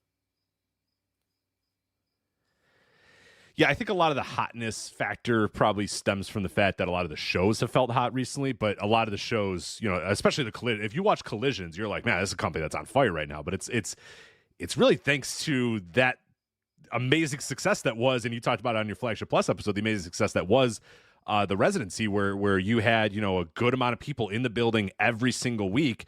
And they were hot crowds. They were good crowds. They were energetic crowds the entire time. Then you have this Cardiff thing, a smaller building that's full, and these people that have never had AEW television there before. So that probably helps. But maybe we're in for a little bit of a snapback here in the next couple of weeks when, okay, now we're back to running Collisions, wherever, and maybe they're going to be these dire situations again in these dire buildings where they're only selling 1,000, 2,000 tickets or whatever. So we'll see what. Hey, that residency worked, but here's the thing: you might try that again in another town, and it might not work. And if that kind of thing doesn't work, it's going to be brutal. You really look bad on TV. Yeah, because if it's a building that comes across minor league, if it's your struggle to sell tickets and you can't put enough people in it, man, and then you're stuck there for a month and a half, right? And you can barely put 500 people in there, and you've got to paper it with people who aren't fans, who aren't going to be responsive, and it's going to look bad on TV. Man, that is real a bad. real risk. It could get real bad real quick, yeah. This one worked out very nicely. It looks like they made a nice little profit. The crowds were hot. They bought tickets until the very last show, which I was stunned to me. I thought it would cool off as it moved along, but those people came out for every show, which gives me a lot of confidence in the in All In next year, in the same neighborhood right there in the baseball building. I'm very confident that show will do well. I think that show will draw traveling fans as well. I think that'll be one of these AEW shows that people travel to. And because of the hot crowds, they may have gotten I was going to say Gravity. They may have gotten Hologram over. Gravity definitely didn't get over it. No. Gravity needed a different residency to get over. I feel bad for that guy because the first thing I said when they brought him in was he's not ready, because I had watched him in Mexico and I was like, he's just not ready. He's got a cool gimmick that stands out. I like where he walks real slow in the astronaut suit, like he's on the fucking moon. Right, he's stepping in his it's so good. Yeah. But like you said, the fucking Neil Armstrong or whatever. And then to steal from Bruce Pritchard, then the bell rings. He's a green guy. But Hologram is not a green guy. The guy's been great for a long time. And they may, because the crowds were hot, they may have not inadvertently, but you get what I'm saying, gotten a guy over. We'll see when he hits the road. They may have gotten the Von Erichs over. Who the fuck knows? Because when TV viewers see somebody over, that rubs off on the TV viewers. Then when you buy a ticket, you're like, oh, this is that Hologram guy. They're, I like that guy. That's how these things work. But yeah, you don't want to, if you have a bust of a fucking residency somewhere, I mean, that could have a dire, no one's going to want to watch, and that's going to hurt your ratings too. Who wants to watch a show? It's like what you were saying earlier. That, looks minor league and no one's into it and it's a shit show. And so anyway. Yeah, and some of the upcoming, that we'll get into All In itself, some of the upcoming business or ticket sales for AEW, I think people might need to, It's ugly. It's ugly. The AEW Dynamite Rampage double taping going on in Champaign, Illinois, State Farm Center, Champaign, Illinois, University of Illinois campus, set up for 1,830, which, by the way, it's a big building. So setting it up for, just just under 2,000 is cutting a lot of tickets away. They've only sold 1,386. So, that setup is brutal. I mean, that's going to be a big empty building, because I don't know how much that State Farm Center can hold for basketball. Let me see real quickly, but just know it holds more than 2,000 people. That definitely is true. It is the big time 15,000, 16,000 seats for basketball, and they're setting it up for just over 2,000, and have not even sold that yet. So, or just under 2,000, I should say. And then September 11th, they're in the Rupp Arena, University of Kentucky. So they're kind of going to the college towns. Yeah. That is a big old arena, and they have it set up for 3,301, and they have sold 1,626 tickets. So still half of the tickets out for that show taking place September 11th. So not that far off. And so I get the idea, going to college towns when colleges are back in session, but so far has not worked out for some of these venues, but we'll see if that. How about the Collision in Hoffman Estates right around the time of All Out? They've got, as of a couple days ago, they have 1,800 tickets out. I mean, that's in Chicago, which they once owned. Yeah. So, when you hear the word hot in this preview, I think we've made it clear that we need in the sense we mean in a certain sense. They're already dead. They're already dead. Leave them alone. In a certain sense that some of these programs feel hot. Yeah. Going into the pay-per-view, because I do think pay-per-view buys and also pay-per-view tickets when it comes to AEW are a completely different animal than these rank and file shows. If any of these programs were truly hot, they'd be selling more tickets for TV. That's the bottom line. You can make any excuse that you want. You can, but that's just if the programs were truly hot. If Timeless Tony was this red hot new star character, if Will Ospreay and MJF was red hot, if Hangman's pursuit of Swerve was this red hot angle, they wouldn't have 1,800 tickets out in Chicago for a TV. Mm-hmm. That's the bottom line. You can't argue it. If I sideswiped one of your faves, too bad. I mean, this is the reality. Yeah, or if you have a general of, well, actually, the this and the economy and that. Okay, when you're hot, you're hot. Not when the ticket sales are this bad. Yeah, when you're hot, you sell tickets. And again, the pay-per-view buys, I think, are kind of a different animal. And we'll see. I suspect though that they'll do well. I think they'll do well. I think that's the safest bet. The safest bet in wrestling is to me right now is the AEW pay-per-view. AEW pay-per-views, they always seem to do well. It's the question is, are they going to do above and beyond last year? Is this card a hotter card than last year's Wembley card? Is the gimmick of running Wembley the first time going to overpower this year's show in terms of pay-per-view buys? It certainly did with ticket sales, but that was to be expected. I think pay-per-view buys are slightly different, but there was still also the novelty of a pay-per-view in that giant building that I think drew some buys last year, right? And then is All Out going to do better, with a potentially hotter match on and some top space than it did last and a little year. bit more space as well between All In and All Out, which I think they learned from that. And it's not like those two shows did terrible in conjunction with each other, but they, I think they spaced them out a little bit more for a reason, And I do think that running those two shows so close together, now that we've seen it for 2 years in a row, I do think it hurts the All In, the Wembley card, because you have to save stuff for 2 weeks later. Absolutely. Yeah. And that from that standpoint, it does hurt the card, which we should probably preview at some point. Let's do that. Yeah. So let's we've kind of talked about the big matches, so we'll get back to them in a bit. Let's start at the top of the show here with All In 0 Hour. I guess I should say the bottom of the show. Mixed tag team match, and the winning team, or the winning woman, will decide what the stipulation is going to be for the match at All Out. Tomohiro Ishii and Willow Nightingale versus Chris Statlander and Stokely Hathaway. So far, our only 0 hour match. Now, I would expect there to be several more, but so far, we'll see. only one. Nothing else, and we haven't heard anything from the spoilers, because it's a unique situation where all the TV is shot already because it's across the fucking ocean. I haven't heard of any new matches yet. Have you? I haven't looked too hard. I don't think so. Let me double check on the. So while you're checking source. that, this mixed tag is exactly what I was just talking about. If you didn't have another pay-per-view 2 weeks later, Willow Nightingale versus Chris Statlander for the CMLL Women's title is on this show. But instead, we're getting this dopey mixed tag because you have to save things for 2 weeks later. Yeah. So again, that's one of the downsides and one of the rubs of these two shows being so close together. I don't think they've announced anything else. I don't think so.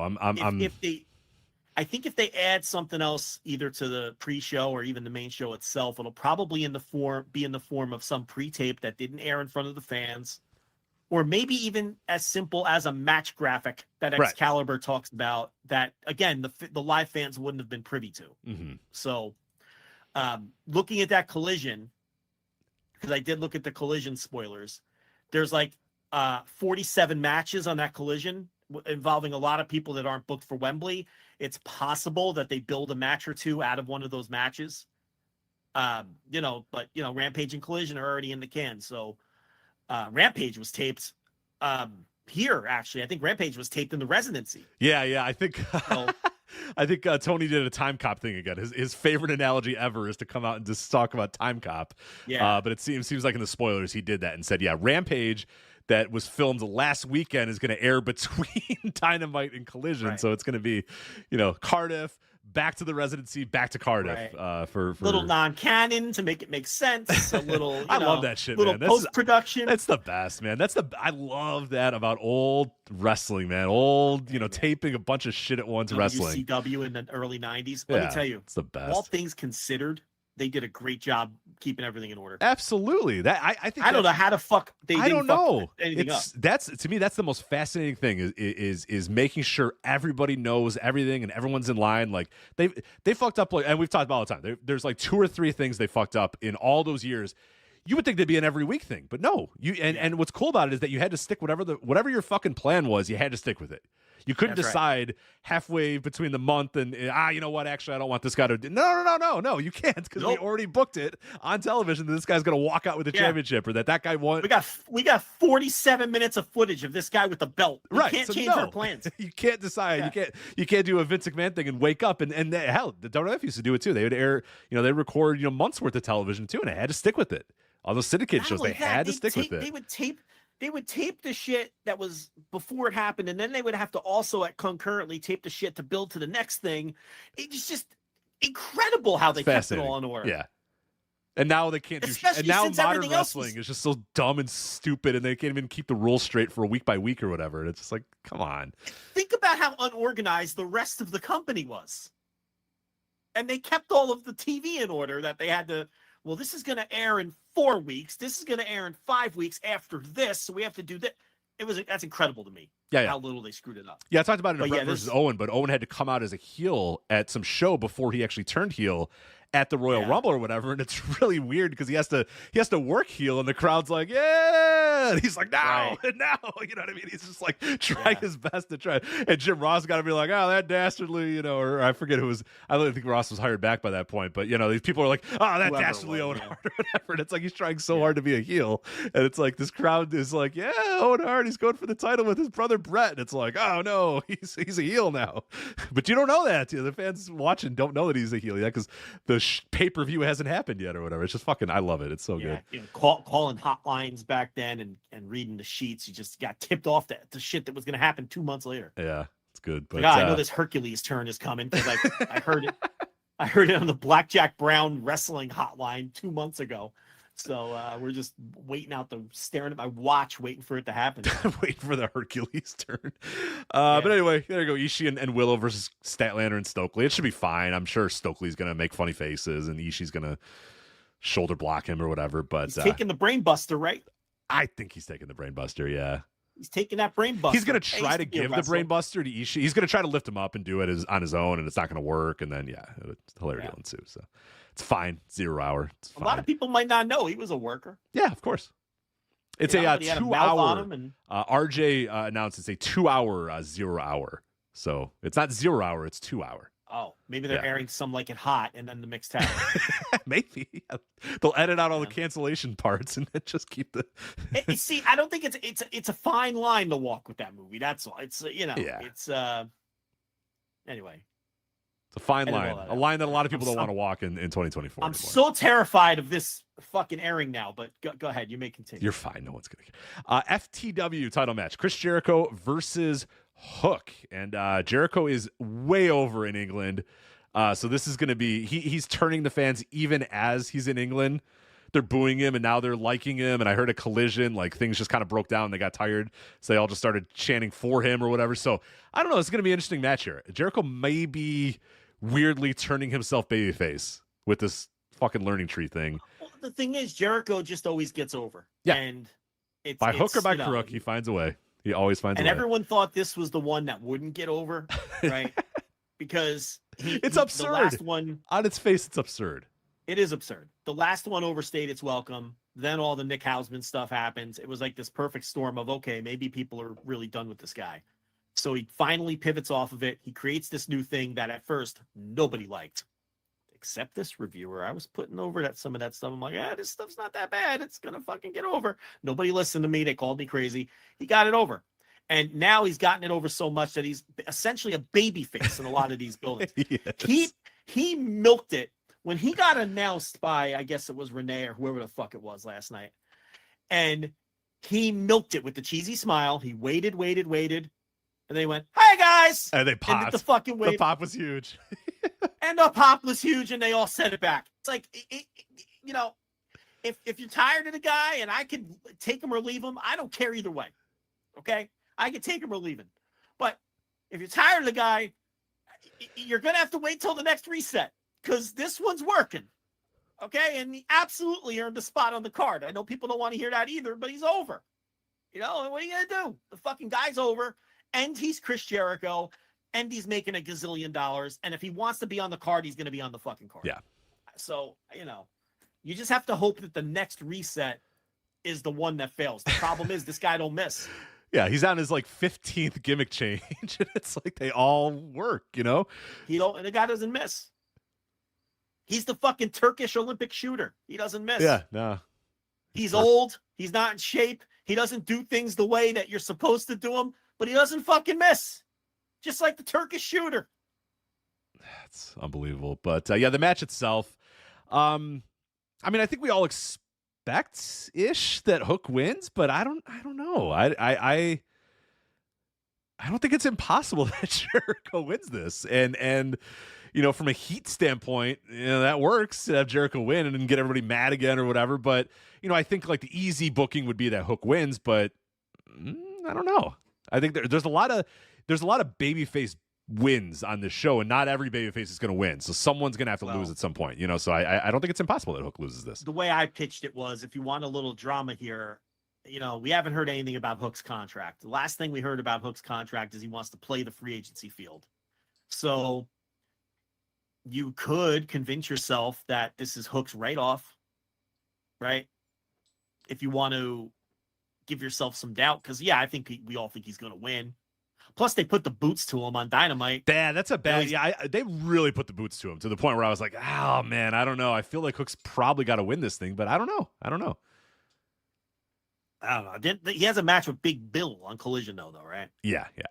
Oh, that's true. He can get his heat back there, and then that could be. I obviously I didn't do whatever they're going to do. Yeah. Right, so you know, it's. I mean, if the guy is insistent upon testing free agency, or has informed them that he is going to, in fact, leave, someone's got to beat him.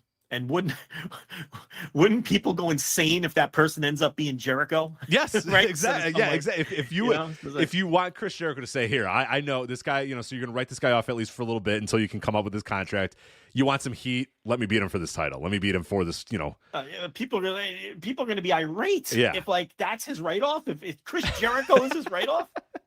But I kind of think the shine is a little bit off Hook anyway. People have. I agree. I'm kind of there too. I know that there's some people who are still on board. I mean, that's a guy that I would, you know, it seems weird to say like, hey, if you want to go test free agency, go test free agency. Like, you don't close that door, because I think there can be a time down the line where Hook comes back or Hook does get over or whatever. But he's the kind of guy that maybe that fresh coat of paint would be good. You know what? Go and keep, you know, make it cordial if he wants to test his free agency, and if WWE wants him or whatever, okay, you know, if you want to go test it out, see what offer they can give to you. Like, he's not a guy that I would close and lock that door and say, no, you are not leaving this room.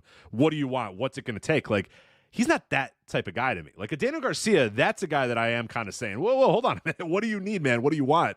We'll make it happen. Hook is a guy that I don't want to say like Jade, but that would be a person that I would say, look, if you want to go test free agency, see what they can offer you. You know what I mean? Go ahead.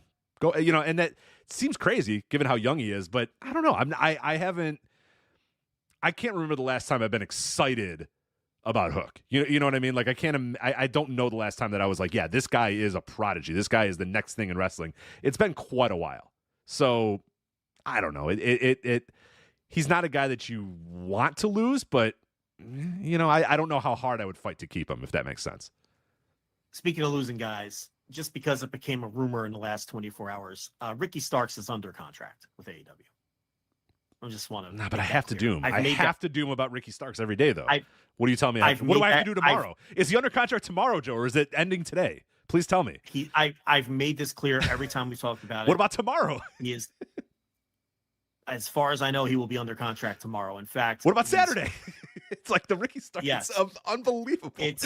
What happened this time was some random streamer who I don't even think is a wrestling streamer mentioned that Ricky Starks is jumping from AEW to WWE. And I think the guy is just a casual wrestling fan who has heard all the rumors everybody else heard, right? So he said it on his stream. Yeah.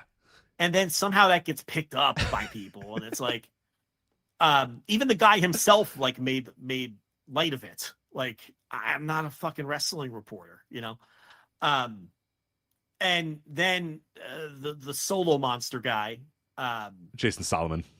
I don't know how much of the Venn diagram of our listeners intercede with it. He's been doing podcasts forever. I mean, Yeah. that guy's been around Yeah. longer than us, and we've been around a long time.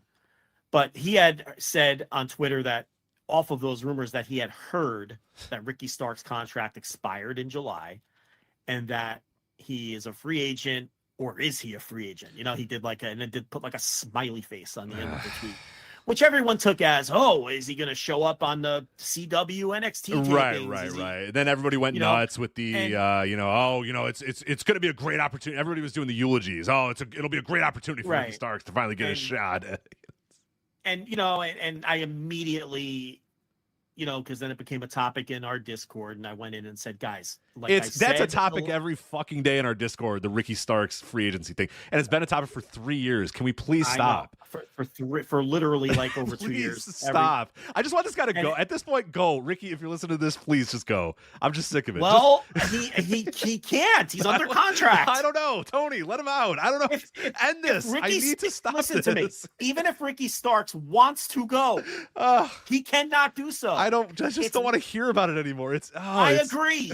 I'm done. Look, I want off the ride. I want off. But it's like I said last time on audio. I think I said it behind the paywall the last time I talked about it. Okay, I don't think it was with you. He's under contract. Okay? He has never not been under contract. Can I make that clear enough? He's still, and I think today on the media call, Tony Khan said he was under contract. He said he's a I'm paraphrasing, but like a valuable member of the AEW roster or something like that. It was a weird phrase, but he said he was under contract. Yes. He said Ricky Starks is under contract. But is he under contract on Tuesday? What about when NXT starts on the CW? Yes. What about that? Yes. Oh. Currently, what about in September? October. Listen, he's under contract. And all I can say is, for what I consider not anytime soon, the deal is not up anytime soon. That's what I said behind the paywall. You can say it. And I'm saying it again. You can say it on every show every week. And it will never change. Until he actually, and if and when he does leave or resign or whatever, people will say, I knew it. You know what I mean? There's nothing to resign. He's under contract. Like, he's not a free agent. I don't know how clearer I can make it.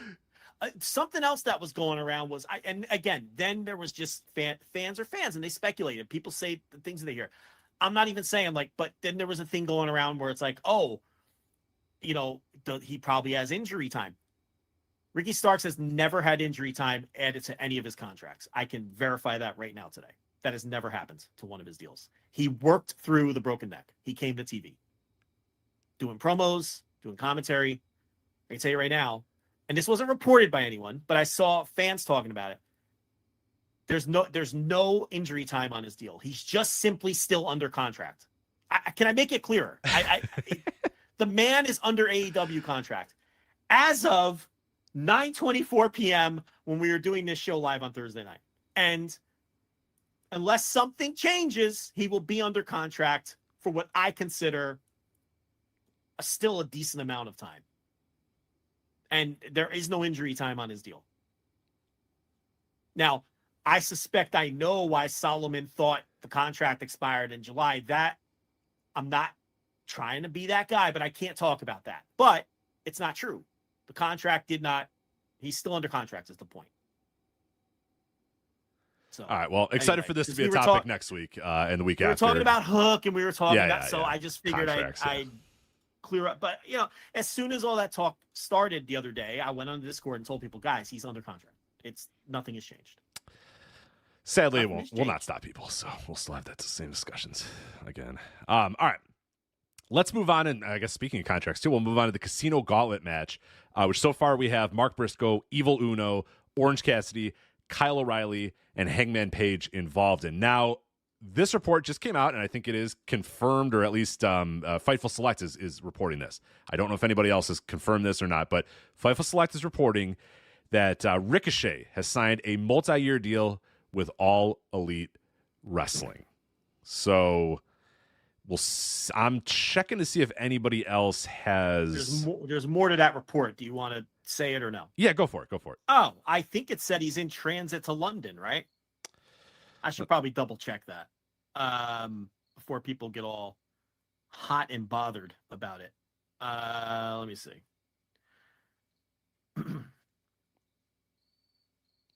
Man, did that derail things. Really did. It says several familiar with the situation claim that Ricochet is traveling to London for AEW All In and was planned for the show. We haven't learned what his planned involvement will be. And that was a big point of contention today because Sean got blamed for spoilers and all this other bullshit again. Oh. It is not Sean's job to protect you from spoilers. Okay? Spoiler culture is the fucking worst. I hate it so much. What?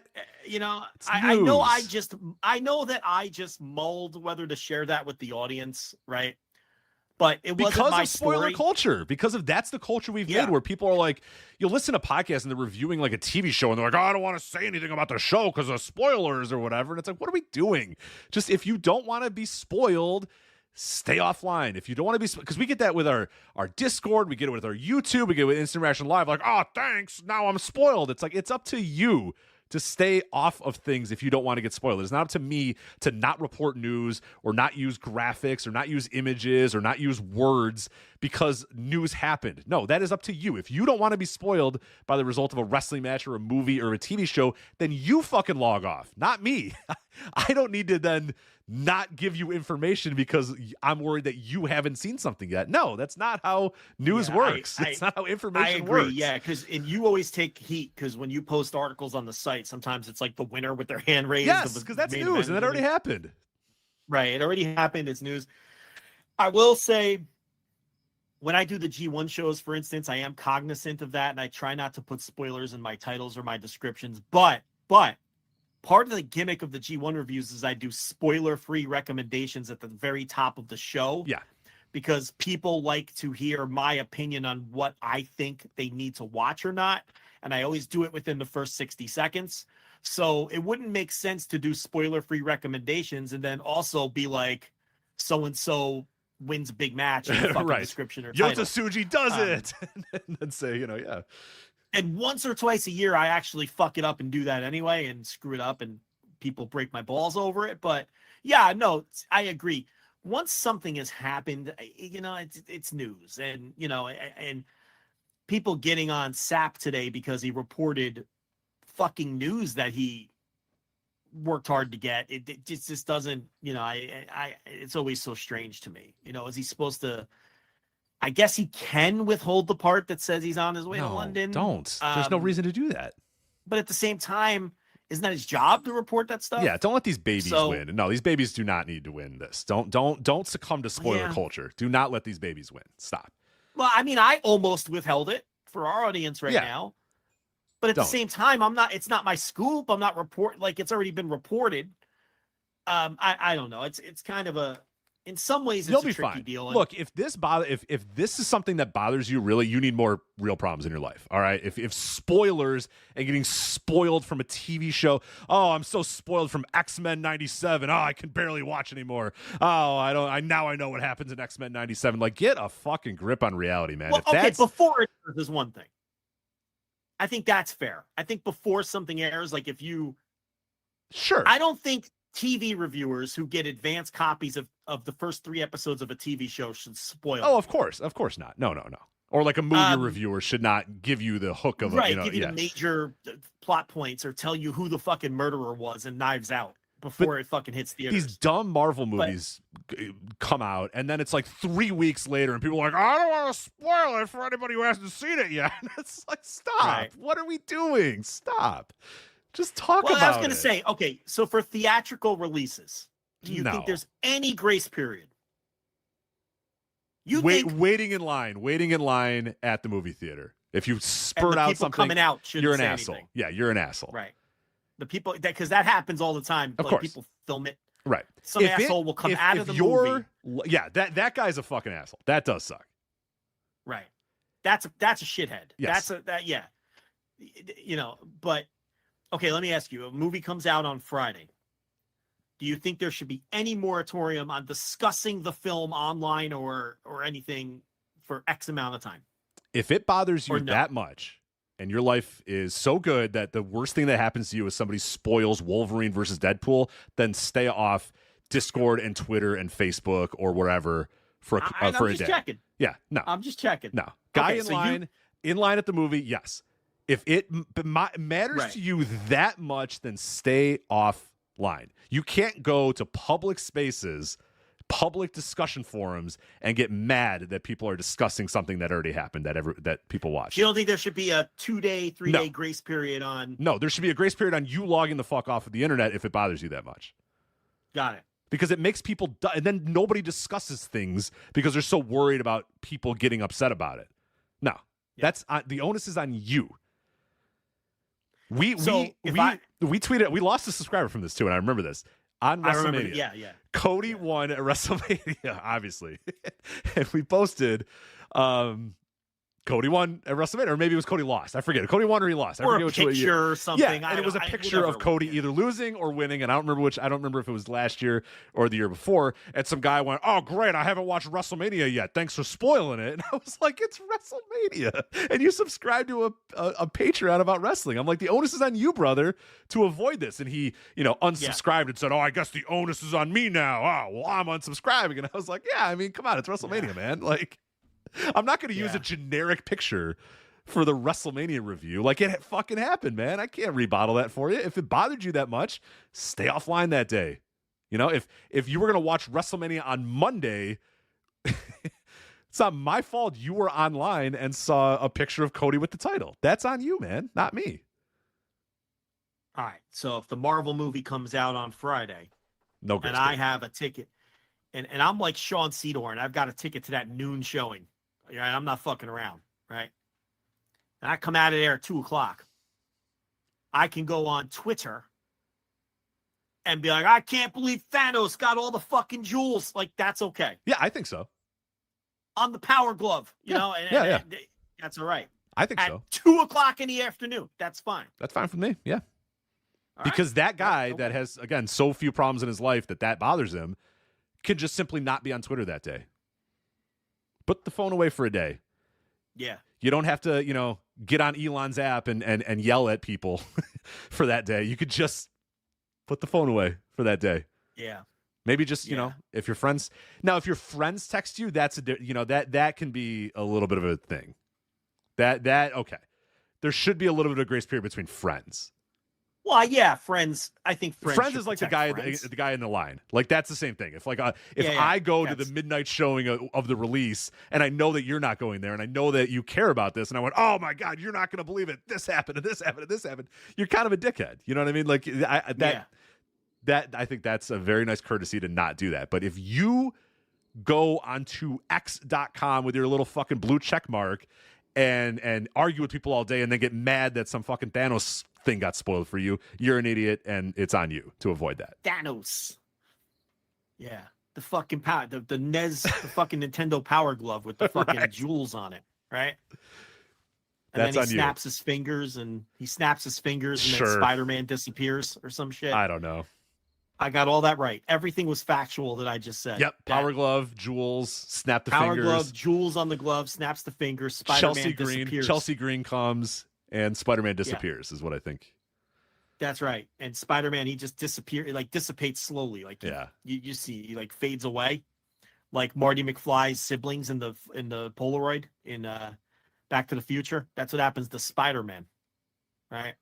And then Iron Man gets killed by one of them, like fucking Martian Manhunter or some shit, right? And Iron Man die in that. I think the guy's name, the Green. Yeah, I don't think he's in it. You know more about Marvel than you think. I don't know if he's in the movies. You always ask me. I think also believe you're crossing comic.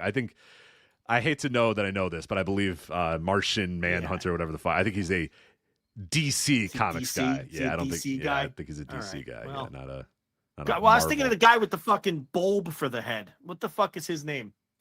He's just like a bulb head.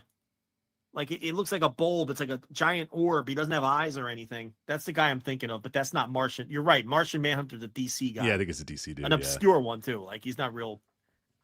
He's no fucking Batman. Is what I'm trying to say. He's like Mysterio. That's the name. Yeah, Mysterio.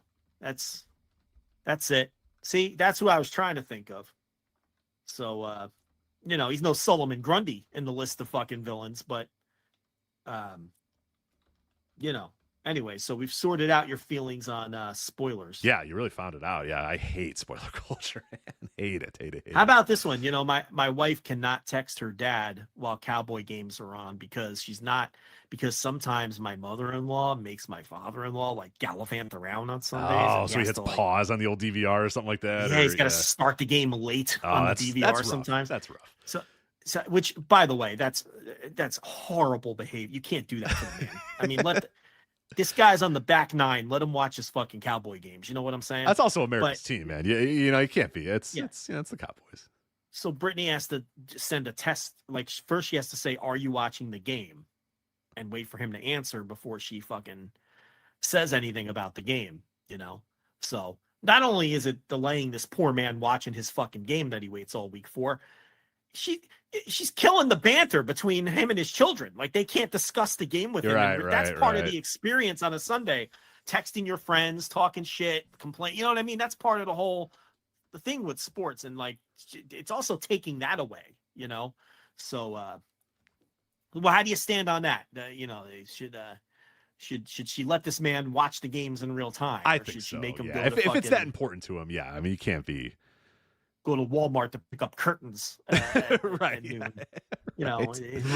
that's what I do on Sundays. Like that's one of the things that I've done is like stop watching the NFL so that I can do stuff on Sundays because it's great because no one's out.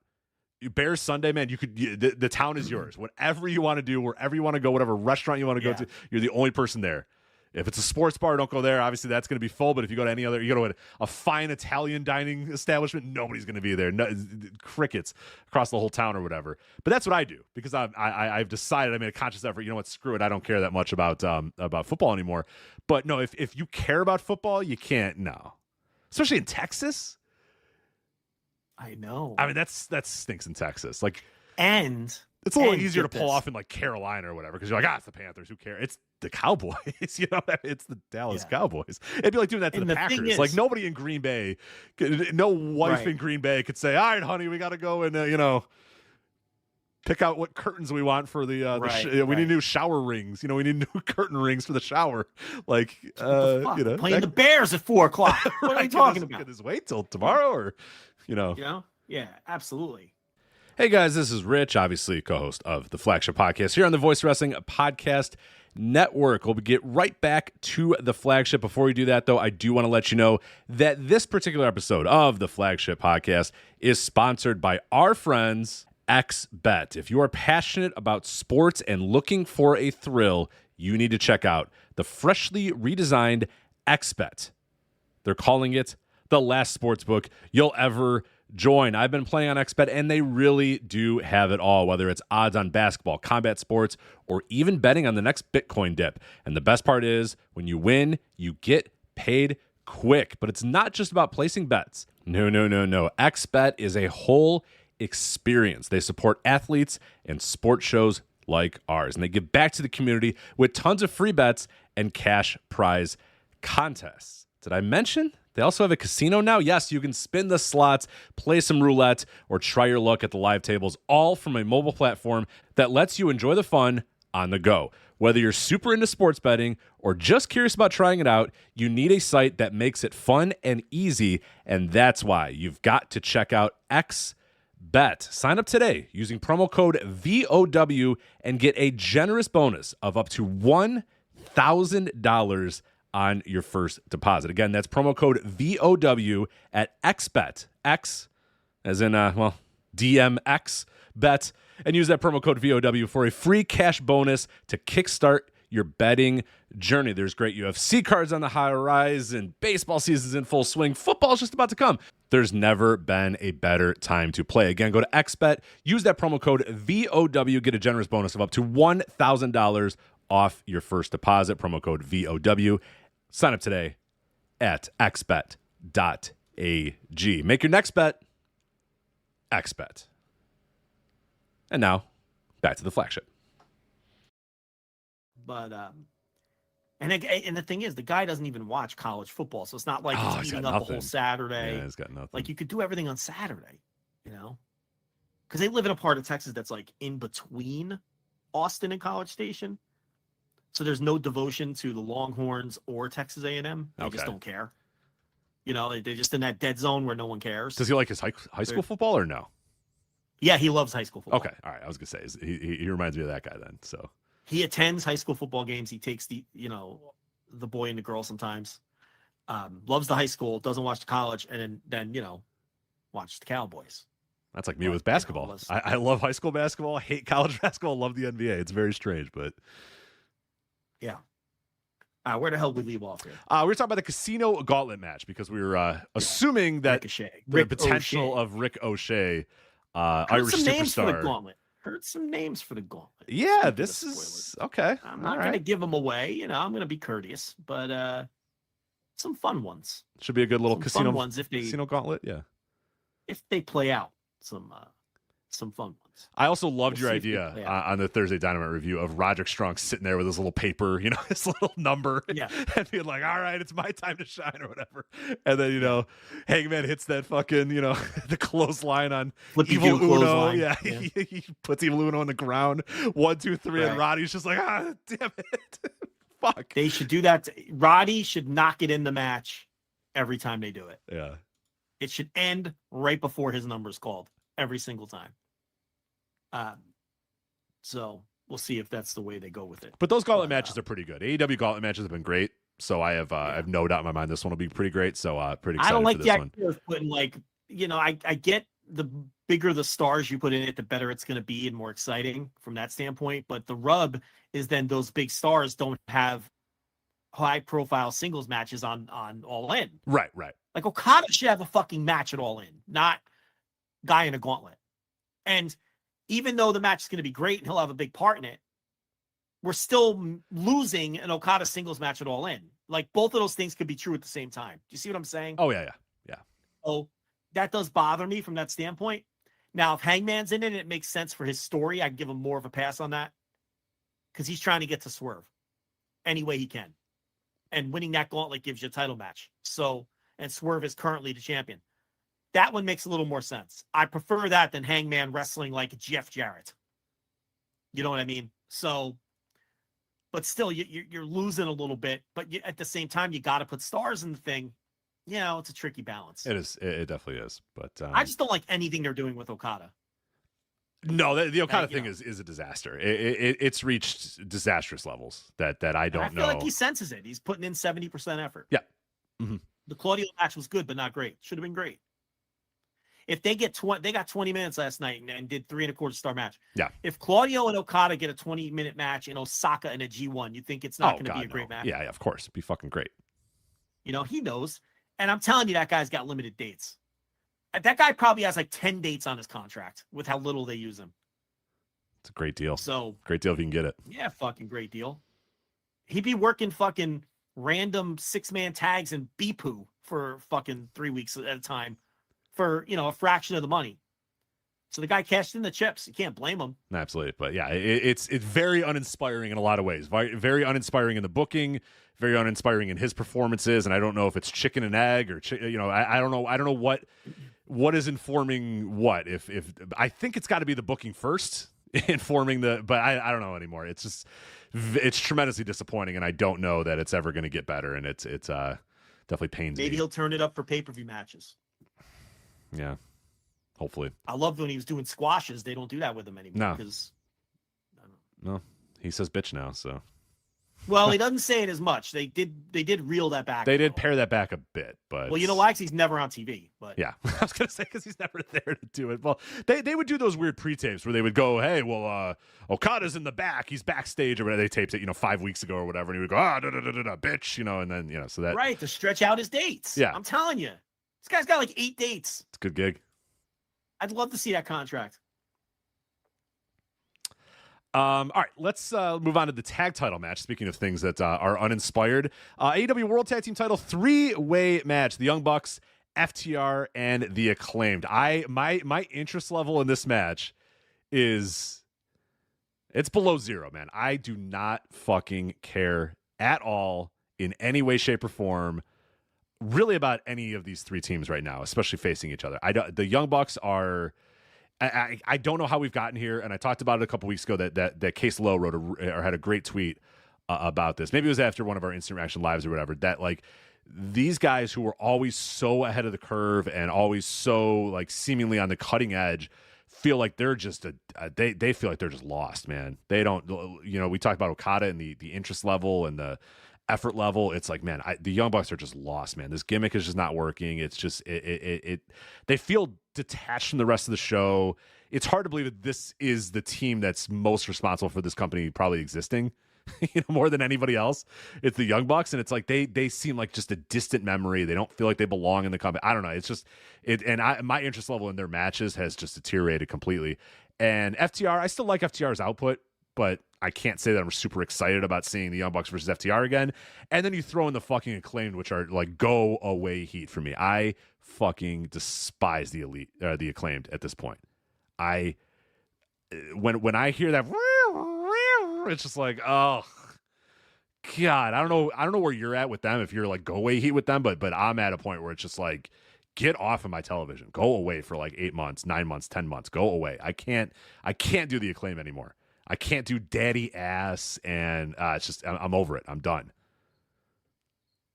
It's the match I am least interested in on the show by a mile. I just don't care. I mean, if we were doing the 1 to 10 game in interest level, I'd be at a 0. Yeah. I have no interest in this match. I don't care who wins. I don't want to watch it. I wouldn't watch it if we weren't doing the Instant Reaction Live and I had to cover it. And if I didn't have 19 TVs in my den, I'd flip over to a fucking baseball game. I just don't care at all. They really just need to abort mission on this whole elite thing and pretend it never happened. It's not working. It's terrible. It's a huge net negative on everything. The crowds don't actually care. There's no actual heat. They don't care. It doesn't draw. It's forced this awful creation of an authority figure on the show with Christopher Daniels, which nobody needs. It's just all so bad. I just have no interest in it. I just have no motivation to discuss it. It started okay with the Sting thing, but it's time to now, like you said, just forget it. Yeah. And maybe just pretend that it never happened and then come back and just have, I don't know what you do with the Bucks. It seems like they're just like well past their expiration date. Maybe they just have to go away for 6 months. I don't know, but it's like, I feel bad for FTR in this because FTR they could still go, when they're in the ring there, they're the team that I really enjoy the most out of these 3 still.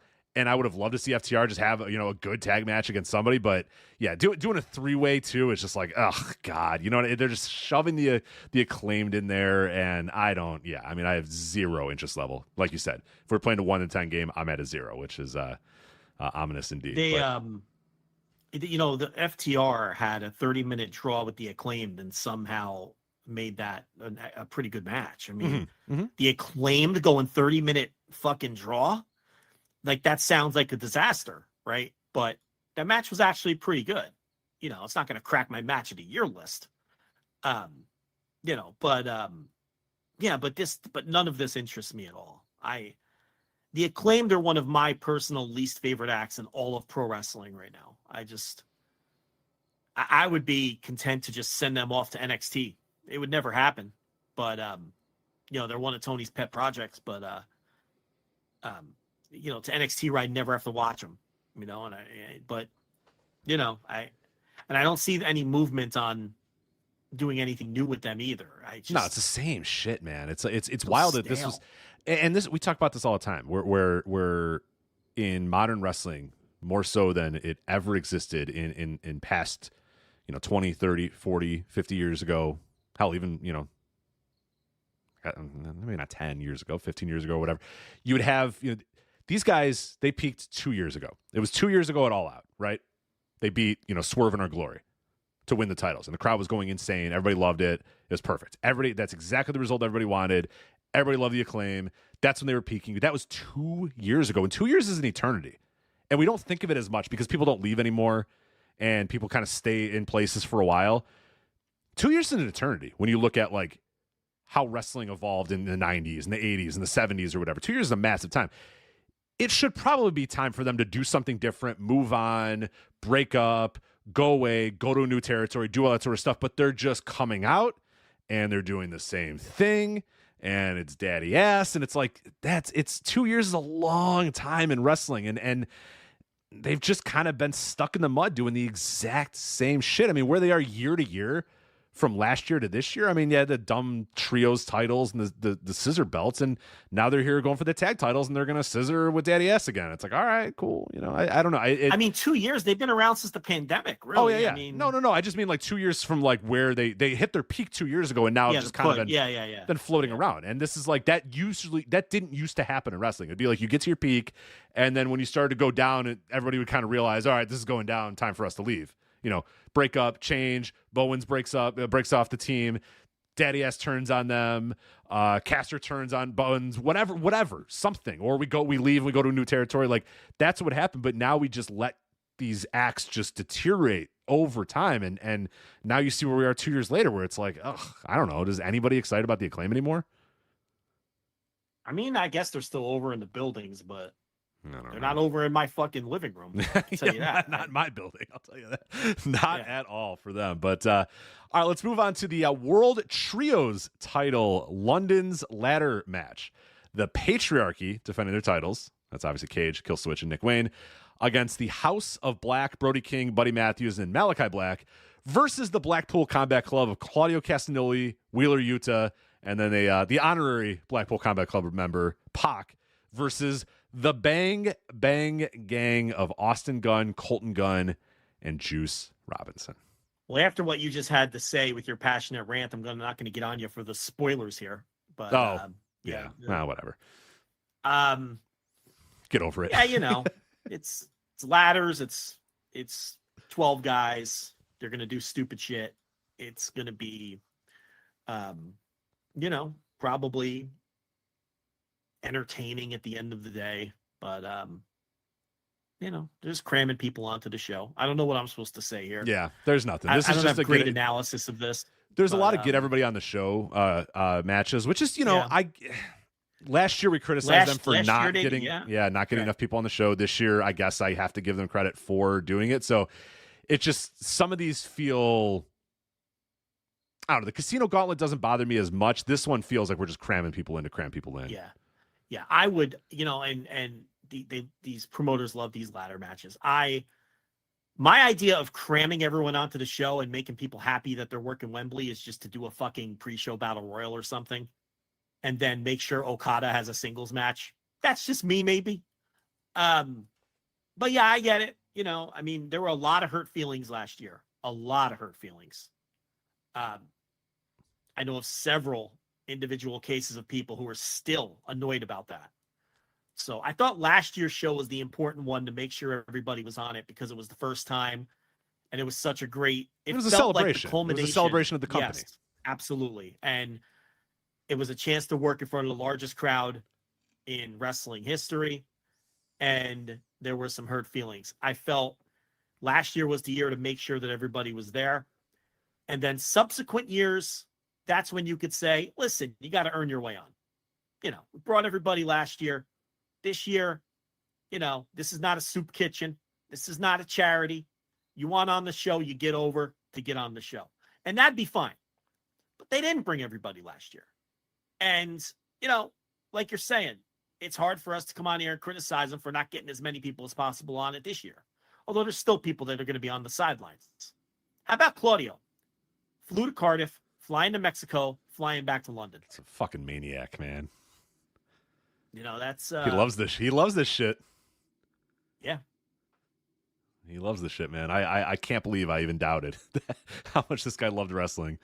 The later stages of Cesaro and when he was a free agent, I was like, I don't know, man. Does he still got it? And it's like, dude, this dude's flying to Cardiff, flying to Mexico, flying back. I mean, that's fucking incredible, man. Good for him.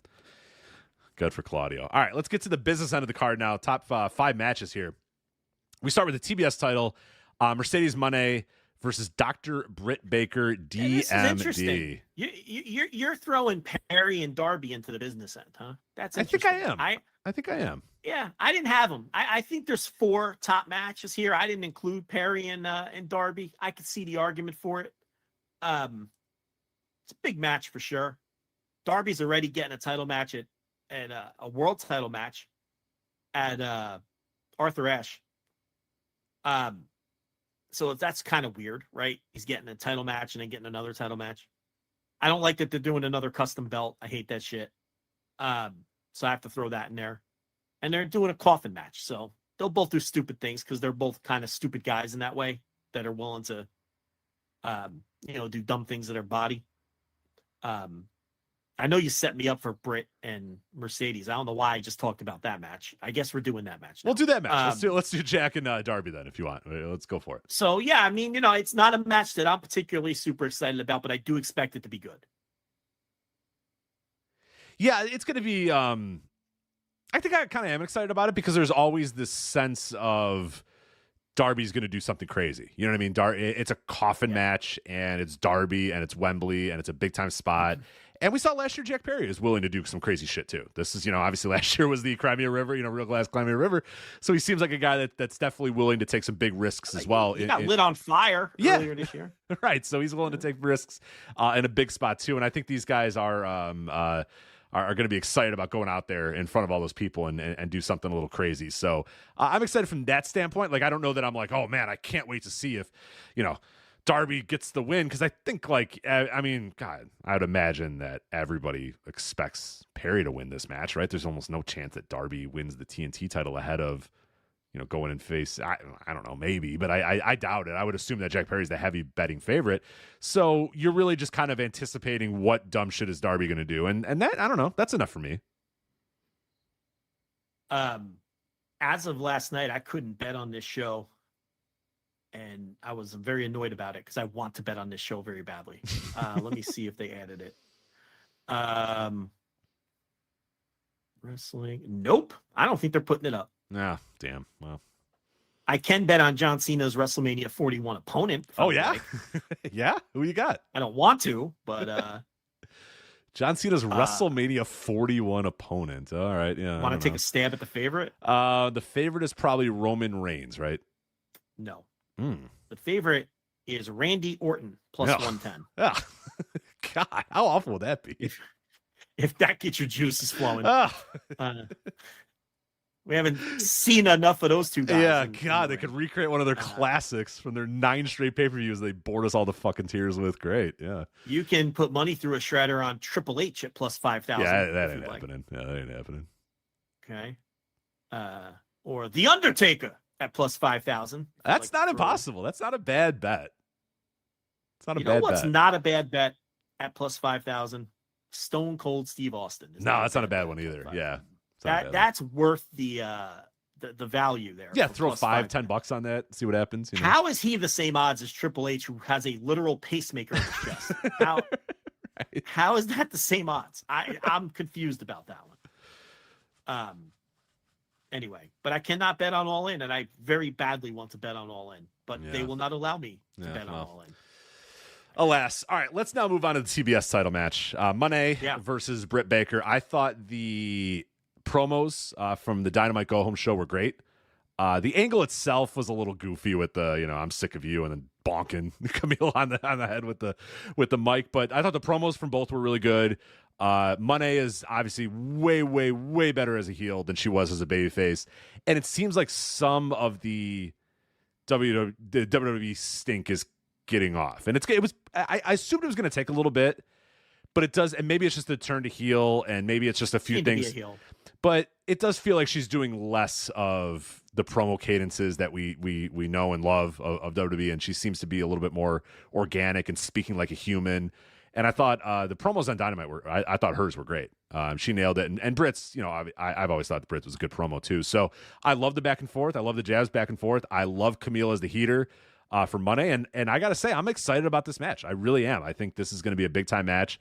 I think they're both going to go out there with the intent of obviously killing it. And Money is we've seen her capable of obviously having, tremendous matches and Britt as well. So I think both these women are going to go out there knowing that, they have a big opportunity here, and probably knowing, and I don't know if this factors in, and I don't know their motivation levels, but I can't imagine that they look at this card and know that, hey, we're, the quote unquote secondary women's title, and we're probably going to be, earlier on in the show than Toni Storm and Mariah May, but we can have a way better match with a way hotter crowd.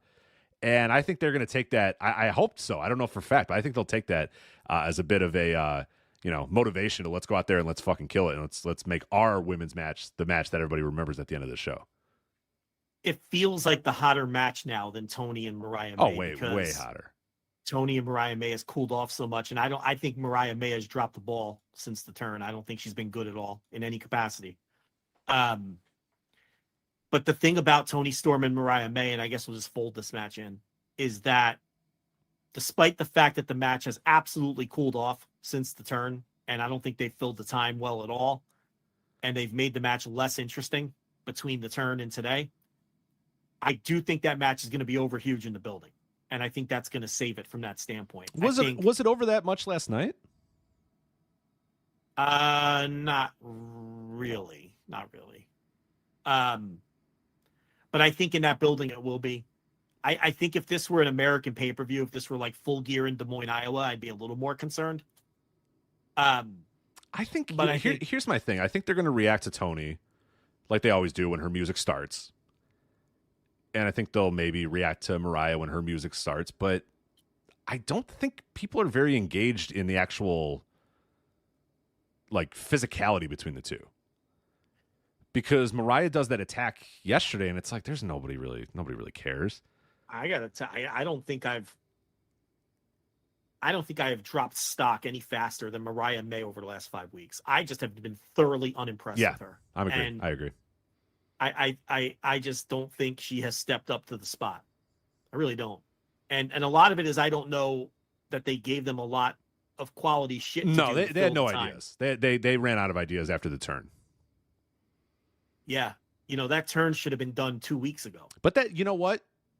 They gave her that promo in the middle of the ring the week after, and she shit the bed. And she shit the bed in that promo. She shit the bed. Yeah, it was a terrible promo. Clearly didn't work. I mean, nothing she's done has landed with me in the past month. That peaked at the turn, and they haven't sustained the heat. So I feel like Mercedes and Britt is a much hotter match now. And you've got Mercedes, who's widely considered the best women's wrestler in North America.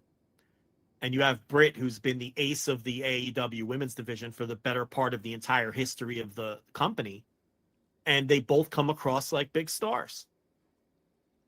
And it feels like a match that has surpassed the world title match in buzz and importance and everything. And but I do, again, with the caveat of, I do feel like Toni Storm and Mariah May will be over and over big in the building. Yeah, I don't think. Yeah, I'll be curious because I disagree. I don't think it's going to be over. We'll see. Maybe we'll see which of us is wrong. But I think it'll be over in terms of entrances. But I think once that bell rings, it's not going to be over. because I think the work hasn't. Mariah May's work has not been very engaging.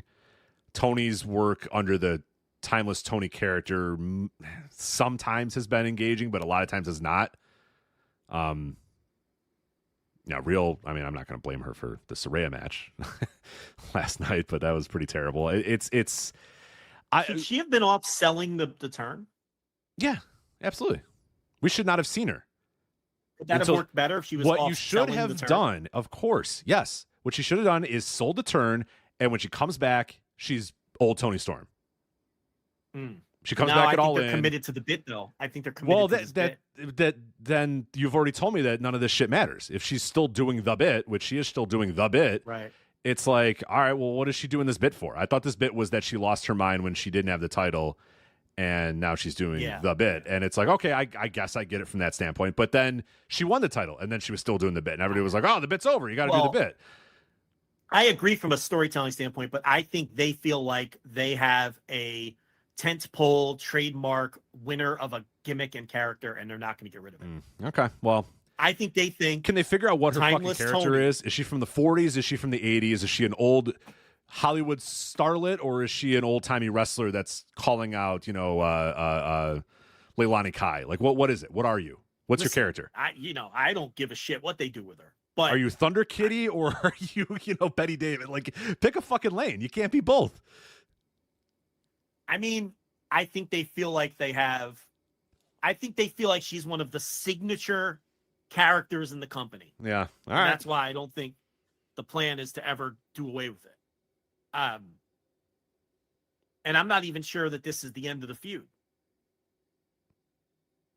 Probably not. I don't know that it ends here. I don't think this is the blow off.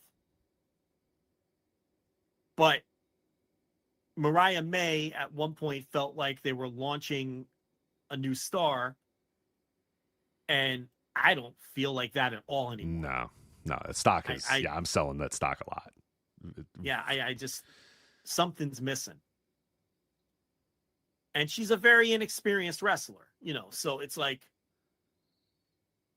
to carry that level of a feud that's that high on the card for all those weeks when you've already peaked it is hard for anyone, and they didn't give them great material.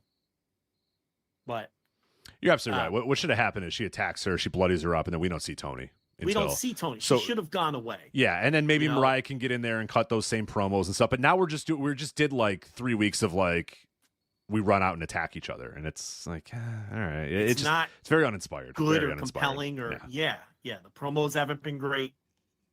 Tony had one decent one in a pre-tape that I thought was okay, but is always limited by the character. We'll see if Shirakawa's involved in some way. Yeah, I don't care. I mean, but this I don't care either. To me, this is the perfect opportunity to get this thing away from being a cartoon and a caricature and have it be Tony Storm now snapping out of whatever she was in and realizing she got played by Mariah May and making sure that Mariah May is going to pay for what she did, or you know what I mean? Like, but instead we're doing Mickey Mouse bullshit still. And that, there's going to be a cap on that for me, no matter what, is that this is a blood feud, but we're still dancing around in our little polka dots and our weird makeup and making funny faces. And it's like, all right. They might go out there and do Abdul the Butcher versus Carlos Colon. They might. That's not possible. I mean, the turn was a classic old school pro wrestling angle. And you would think that they're not going to get in a collar and elbow tie up at the bell. You would hope, right? I guess. So, this could be a bloodbath. We could come on Sunday and be like shocked at how great it was because they brawled all over Wembley and bled all over the place. And will you be excited if at the introductions they both come out wearing white? It'll help. It'll help. No, that would definitely. I'm willing to have it turn around. I'm not. I'm just not compelled whatsoever about anything that Mariah May's done, and I think the Tony character is really limiting to me, honestly. But so, does Jamie Hayter come out and even the odds? I don't know anymore about Hayter. I'm done. I'm done predicting or waiting for the Jamie Hayter return. It's. I don't know. I mean, that would work. That'd be great, but I don't. Big pop. Right? Huge pop. Yeah. I don't know. I'm done getting excited or predicting it. It feels like it's been so long at this point that. If it happens, See, it happens. That'd be great. Well, but if it I'm happens, you're gonna get the dur, dur, dur, dur. They're gonna play the music. I love it. I'm gonna start dancing in the room. But I like the music too, but I would not play the music for a more organic run-in with the slow crowd pop. Of course, when we've they talked about realize that a who's lot. coming. Yeah, we talked about that a lot. It's a great. I really wish AEW would stop playing music on run-ins. It would help set them apart. Absolutely. Could you imagine the slow rumble as people realize who's coming down to the ring? And then she slides in the ring and everyone sees who it is. You and I you get this are the great opposite. big pop. I agree. Right? People argue with that all the time, and you and I are now the outliers on that. People think that because it has always been done one way, that you play the music and then we are the last of the dying breed that say, you know what? You know what's a way cooler thing to do is have them run out. Because I'm with you. I love the muttering, the slow, a few people figure it out, and then a few more people figure it out, and then people tell other people, and everyone's pointing, and then the person gets in the ring, and then everybody realizes it. I'll take that over the 5-second to 10-second music pop. Music. Yeah. The most egregious one they ever did was Darby hop the rail from coming from the crowd. Yeah. And they literally played like 3 seconds of his music. You know, because he hops the rail and gets in, and then they cut the music as soon as he slid in the ring. Yeah. They played like 3 seconds. They played the first 3 notes. It was boom, boom, boom, boom. And then they cut it off. Right. I'm like, what are we doing? I hope my man He's Wicca got a check for that at least. I hope they gave him a check, or they cut it off right Hell before yeah, they gave I him hope a he check. got Yeah. a check. But like, if someone's hopping the fucking rail, that's even less of a reason to play the music. The idea is that's organic and no one knows it's coming. Oh yeah. And I just did, obviously, I do the series on Patreon right now, going back and looking at the old AEW pay-per-views, and Double or Nothing, obviously, Mox comes out. They don't play any music for Mox. He comes out through the crowd and you hear it. You hear it happening before slow rumble. It's like, 10 people notice it, and then 50 people notice it, and then 500 people, then 1,000, and then little by little people are like, what's going on? And then you can see people looking around, like back and forth, wondering what all the commotion is. That's great. That sense of danger and what's happening, what's going on with is great. And then little by little you hear it until all that arena realizes, holy fuck, it's Jon Moxley. Dean Ambrose is here. Like I love it. I love it. You know what it comes down to? What it comes down to is I just want AEW to be cool, and they refuse to be cool. They really don't want to be cool sometimes. They get so close to being cool, and then they just do sports entertainment shit, and they can't be cool. Like, they walk up to the line of being cool. And one little thing they can do to be cool is stop hitting the entrance music on run-ins. And send motherfuckers out there in street clothes when they're saving somebody. Why would Sammy Guevara be in his gear when he didn't wrestle that night? Right, just hanging out backstage in his gear. In his knee pads and his little fucking tighty whitey trunks. Look, you should always bring your gear. You should always have your gear with you, but you don't have to put it on.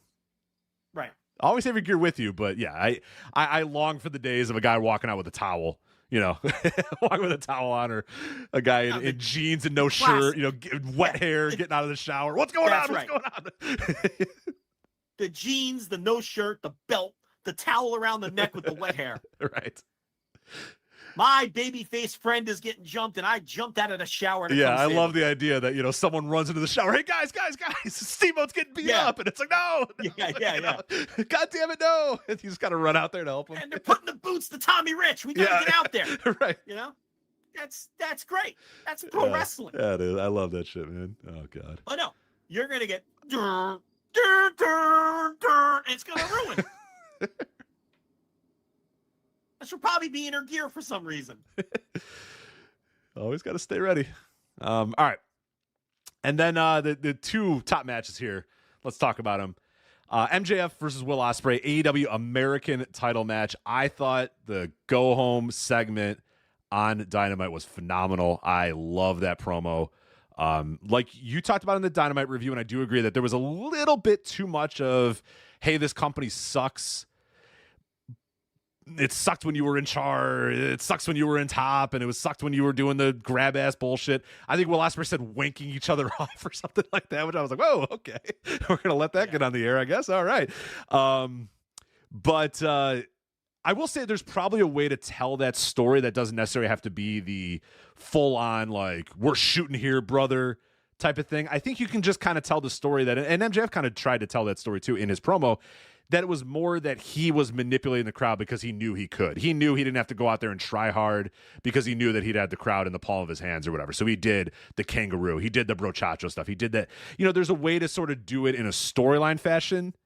And I think that they did a decent enough job of telling that story in the sense that, yeah, you can buy that MJF last year. It wasn't just like the kayfabe, like, hey, let's try this thing out. But like, you know, or the real thing of, hey, let's try this stuff out. But the kayfabe of, you know, hey, MJF realizes he can kind of rest on his laurels here. He's the champion, so now he's going to do all this grab ass bullshit with Adam Cole, and he's going to fuck around and not try hard and all that sort of stuff. Like, I think you could tell that story, and you can have Will call that out and say, look, last year you were fucking around here, and I don't fuck around here. You know, I'm here. I'm all business. I'm all wrestling. You know, I don't care about your little dumb pre-tapes and all your dumb shit. Like, I think there's a way to tell that story that doesn't have to be the we're shooting here, brother type of thing. And I think they towed that line enough that it didn't bother me as much as it maybe bothered some other people. And it maybe sounds like it bothered you a little bit. But I thought both guys brought their A-game promo-wise. Will, in particular. Will has become... There was a lot of people that argued with us that Will wasn't a good promo when he came into AEW. And we said, no, you're wrong. He is a good promo. I didn't think he was this good, though. He's like one of the best promos in the business right now. Yeah, there was a point where he turned the corner before he even came into the company where we were like, hey, this guy's a good promo now. Yeah. You know, good. And he never was good before. Promo. And yeah, now he's a top tier promo. He's fucking phenomenal. He's got confidence and speaks from the heart. Just speaks with authority. Yeah, speaks from the heart. And that fits his gimmick right now as the baby face with the restorative feeling stuff. And but yeah, it comes through. So that's part of being a great promo is getting the story across. And when you say, oh, he speaks from the heart, that's what they're trying to get across, and he's getting it across. That's why he's a good promo. He's accomplishing what he's trying to accomplish with his promos.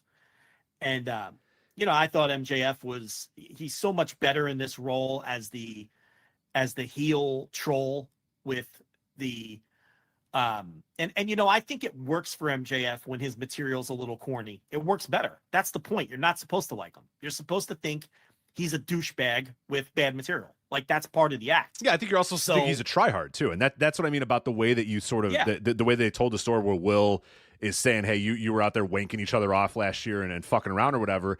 Is we interpret that as, oh, the Brochacho stuff was so terrible and the pre-tapes were dumb and all that. But I think you can tell the story that MJF was kind of a tryhard. Yeah, you know, wanker or whatever. You know, you know, like Will said. Because the story was the idea was MJF.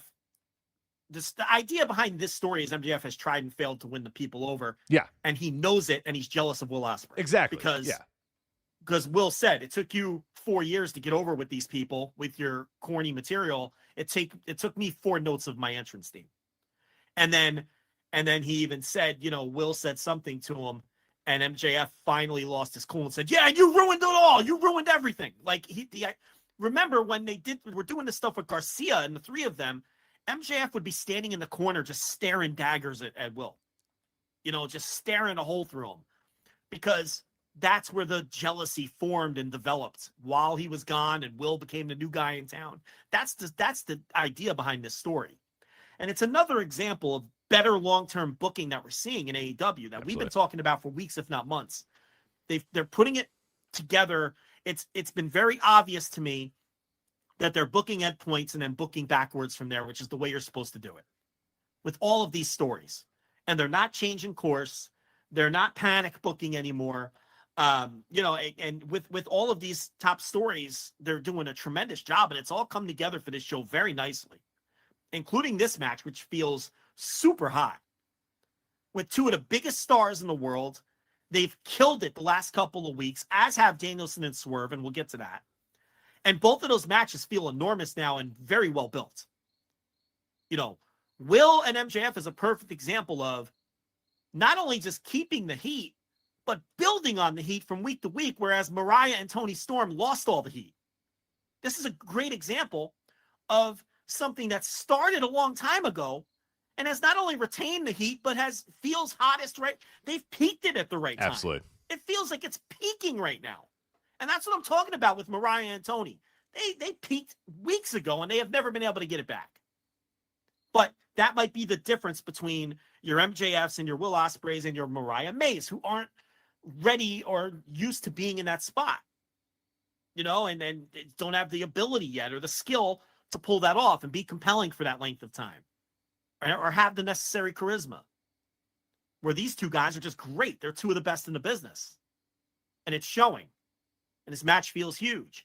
And then Bryan Danielson coming up to Will all bloody and battered and blood running down his face. And just, and grabbing him and saying, hey, use it. Yeah, I love that. Right? So we all hate this story. It's melodramatic. It's corny. Right? But what did we say from the very beginning? Eventually, he's going to use it, and he's going to hit it on some hated heel, and it's going to blow the roof off of whatever building they do. Absolutely. Yeah. It's a story that they can, and it was the same thing last year with All In. Like, I hated the Brochacho stuff, and if they stuck the landing where all the Brochacho stuff was all a ruse by MJF to lull Adam Cole in and then turn on him and bloody him up or whatever, or Adam Cole use it as a ruse on him, and him, Roddy, and Kyle, and all those guys, turned on MJF, that would have worked. But instead they didn't do that. It was like, oh, what? We're just not gonna, we'll see. If you guys are just grabbing ass. But this Tiger Driver could be the same thing where it's like, oh God, what a melodramatic, dumb story. But if Will grabs and hooks those arms, and then he's gonna do faces, he's gonna do NXT faces, he's gonna look around and make weird faces or whatever. And milk it. But if he just drops that guy on his fucking neck and pins him 1, 2, 3, man, that place is gonna go nuts, and it's gonna be like, all right, explode. You know what? Yeah, I get it. I didn't love the story, but I get it. That's fine. But that's what we said from the start. We're like, this sucks, but it's going to build to an endpoint where he hits the fucking thing and it's over like crazy. But you're just going to have to tolerate this bullshit in between where this guy doesn't want to use a move that can win him a match, which is preposterous, which we've talked about for weeks. Mm-hmm. But that was such a great segment where he still had that dried blood all over his face. No, they resurrected and it, Danielson man. just said those two words. I mean, if you can't get into that, I mean, what? I mean, well, because now it tells you that Will didn't just decide overnight, you know what? Yeah, I'll use the Tiger Driver. It's like, well, then why was he so worried about it? But he needed that motivation of getting bloodied up, getting destroyed. Guy's a piece of shit. And then Danielson saying, brother, use that shit, man. What are you doing? Yeah. Go. And it's like, all right, you're right. You know what? Yeah, fuck it. Let's do it. You needed that little, the devil on your shoulder. That's not Don Callis. The devil on your shoulder. That's Bryan Danielson saying, look, buddy, that guy fucking sucks. You know it. Drop his ass on don't worry about me. Yeah. Yeah, I'm fine. I'm gonna, exactly. Yeah, it's the stamp of approval from Bryan Danielson saying, I'm fine. Bryan Danielson. So to me, that tightened everything up. Like, I don't love how it all got here, but it tightened it all up where I'm like, you know what? Hit that fucking Tiger Driver. Let 50,000 people go nuts, and I'm in. I'm back. I will admit, I didn't love all it took to get there, but once it gets there, it might be pretty damn awesome because this is why last night's Dynamite was so good. Everything came together in a perfect way. Yep. The guy that got hurt by it, the one that's bothered by Will Ospreay, the guy that is quote unquote hurt, which again we talked about how that they didn't sell that well enough. But regardless, whatever, we can retcon it. The guy who got hurt by Will Ospreay said, "Use the fucking move, man. I'm good. Just do it. You know you want to. Just do it and win the title." It's great. And this is MJF at his best because he is best when he's this overcompensating, cocky asshole who we all know has deep insecurities. And they come out in little ways. Like staring daggers through Ospreay. Or last night when he was like, and then you ruined everything. Like he couldn't. And he couldn't keep the facade up the whole time. No, because he's a try-hard douchebag. We talked about it. People didn't understand during the Punk thing. People never understood during the Punk MJF stuff that the idea was that MJF's a deeply, deeply, deeply insecure guy. Yeah. That is his character. You're not supposed to think he's cool. You're not supposed to think you're supposed to think. You're not supposed to think they're sick burns. You're supposed to think he's a cornball. Yes, and I see people be like, that was so lame. What a dumb comeback from him. It's like, yes, you're supposed to think this is a try-hard theater kid that pretends he's a badass, wants to be a badass, but isn't a badass. You don't think he knows that my facts don't care about your feelings is going to get heat? Of course. It's the whole point. Yes. He knows everyone hates that shit. So, and he's the kind of douchebag who would say that and then smirk. You know what I mean? Like that's so it's like people treat this character earnestly. And it's like you're missing the point of the character. And this is when he's at his best, not when he's hopping around doing kangaroo kicks with Adam Cole and double clotheslines. That was a fucking miss. And I still contend that that's the shit that ran off their paying customers, that Absolutely. they're now fighting to win back. Mm-hmm. You I can agree. go back and track it. Even if the hardcore freakazoids were cheering in the buildings, that's all that's left now. Okay? And it was a dwindling number of freakazoids, too. MJF. Yeah, this is the best version of MJF. It always has been. Okay? This insecure guy who, puts up this facade, and we all know underneath he's weak and insecure and knows it, which is why he always has the ring, because he can't. Yeah, that's the whole idea. And this has all come together so well, because now he crippled Daniel Garcia. He might never come back. He bloodied up Kyle Fletcher. Now he's bloodied up Will Ospreay. He's implied that he's going to fuck Will Ospreay's wife. So this is the moment you're building to finally use that fucking move. And now we see how it all plays out. Again, we did the 1-10 for the tag match. I'm at a 9 for this match. Oh yeah, I'm a 10. I'm a 10. I can't wait. I mean, I am so hyped up for this. It's also going to be event. really good. I mean, let's face it. It's going to be really fucking great. It's Will Ospreay in a pay-per-view at Wembley, and I know they're, we'll defend. I won't defend the brochacho shit, but MJF's work, and we've always defended his work, is usually fucking phenomenal in a big-time spot. And I think you'd be silly to think that MJF's going to go out there and not try to his ass off in a big-time spot. There's always the possibility it goes sideways and story-heavy. Mm-hmm. That's a possibility. I can't say it's a lock to be great, because there is that possibility, especially since the basis of the story is Will is this guy who works hard, always tries to have a good match for the fans. I'm going to restore the feeling. Right. He almost is the representative of what AEW used to be. This is why I say they really walked up to the line of saying the company sucks, which you have to be careful with, because Will's whole deal is, I am the feeling. I am what this company used to represent. You threw this company off course, and now look at us. And it's like, you got to be careful with shit like that, because you're speaking the truth out loud, and then people might believe you, right? People might say, yeah, company does fucking suck, But it's like, and MJF, his whole counter is, well, I don't have to do much to fucking work these people. And then he did the little mock kangaroo kick thing. You know what I mean? Because his whole thing is, he was, easily working the people to get over, is the way he's playing it. But we all know he's just an insecure guy. So there is a chance the match goes sideways, because it does go super story heavy. So I can't discount that possibility. But if they go out there and just have a match, I mean, I really liked the 60-minute match. A lot of people didn't. A lot of those people were the kind of people you didn't think would like it. But, I thought it was good, But yeah, it was a great match. And I don't see any reason they can't have another great match.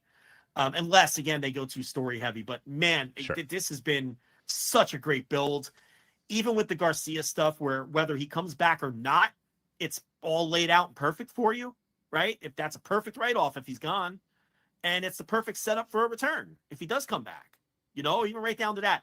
And that Danielson line, I mean, that just really won me over. I mean, that's just pro wrestling. I just love that so much.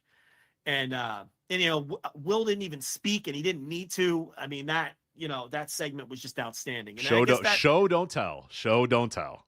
Yeah. And, and that leads into the main event, which I think, the build got off to a little bit of a rocky start. But again, that's another one that has completely come together in the last 2 weeks. Knocked it out of the fucking all park. that discourse was so dumb. It was like 5 weeks until All In. Everyone's like, this is not a hot match. And it's like, give it we're a month out. Setting that aside, it's July. It's like calm down. Thing. I don't want to tap dance on those graves, because it's too easy.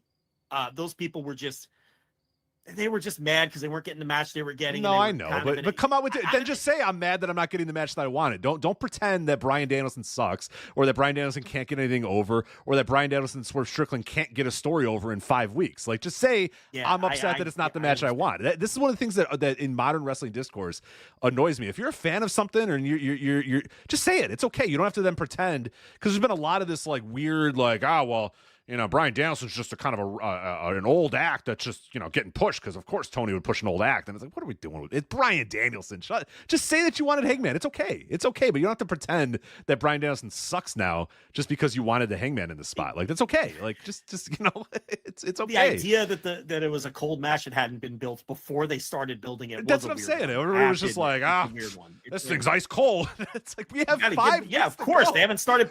Yeah, Swerve had to build the Osprey match, But anyway, again, I don't want to tap dance on that. Those people just turned out to be wrong. I mean, but look, the thing about it is, it has all come together. Like, even when they started, the story here is so good, and it took a minute to gel. But now that it has, the last 2 weeks have just been so outstanding in getting this thing over. Danielson's this guy. He wins the Owen, but he subconsciously already had one foot out the door, right?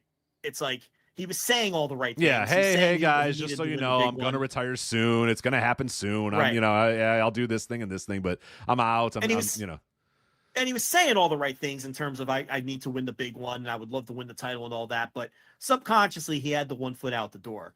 And it took Jeff Jarrett, who wanted more than anything, to win the Owen for Owen Hart, right? That he wanted it so badly. And he's just too old and he can't do it anymore. And Hangman ate his fucking lunch and embarrassed him and beat him within an inch of his life and continues to attack him and beat him. And it took Jeff Jarrett to get to Danielson and say, hey, look, I couldn't do this, but you can. But not like this. You need to be fully committed because Swerve will hurt you. Swerve will kill you. That's a guy who will do anything to keep that title. And that's been Swerve's whole MO. He did the same thing with Will. The whole basis of that was, Will, you don't have the killer instinct I have because you won't use the Tiger Driver. I will kill you to keep this belt. Will you kill me? Right? So Swerve has gotten that aspect of his character over. And now that's the debate. And now with Jarrett sort of awakening Danielson and making Danielson realize, holy shit, I haven't been fully committed. Maybe this is why I can't win the big one. Right? Right. Jeff's right. And on top of that, with Swerve prodding him and being overconfident and then beating Wheeler Yuta within an inch of his life in front of Bryan Danielson's eyes to foreshadow what he's going to do to Danielson in Wembley and doing it with ease, right?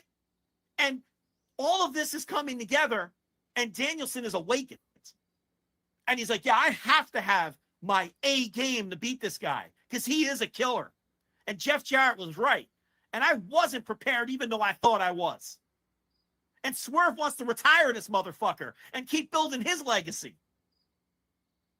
I am a 10 on this one. Yeah, I can't wait. This came together you couldn't put this together that last promo, too. I mean, that last go-home promo from Danielson, man, just saying I'm the best fucking wrestler in the whole world or whatever. It's so He's good. back, baby. Yeah. And then they say, final countdown's going to hit. Oh, and he's going to come down to that unglued. ring. Yeah. Holy shit. And there is, and listen, unlike the little caveat I put on Will and MJF, there is no fucking way this one's not great. Swerve ain't going to let it happen. Oh, hell no. Danielson's this match, not going to let it happen. Barring a catastrophe, an injury. Barring a fucking injury. Yeah, no way. They're going to have an incredible Bryan Danielson in a big spot. Who's better at putting together? Not many. Dude, Swerve's big spot matches too, man. That dude is, when it's a big time match and a big time spot, man, he's fuck. And the emotion that's going to be around this. And they're going to give you a couple moments where you think Danielson's going to lose. You're going to buy in. You're going to buy in. Like you did in the 60-minute match with MJF. Like you did. Danielson is so great at that. Mm-hmm. He's pretty good at wrestling. Buy in. Hot take. I agree that Bryan Danielson's pretty good at wrestling. Arguably the greatest wrestler of all time. Yeah. Okay? He gets this shit. He gets professional wrestling. I agree. And this has come together so perfectly. Beyond my wildest amount. I just thought there'd be a heat-filled, cut some promos, they'll do a big angle, they'll get us into it.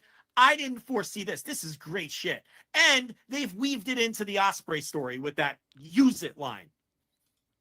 I mean, holy shit. The possibilities now coming out of this.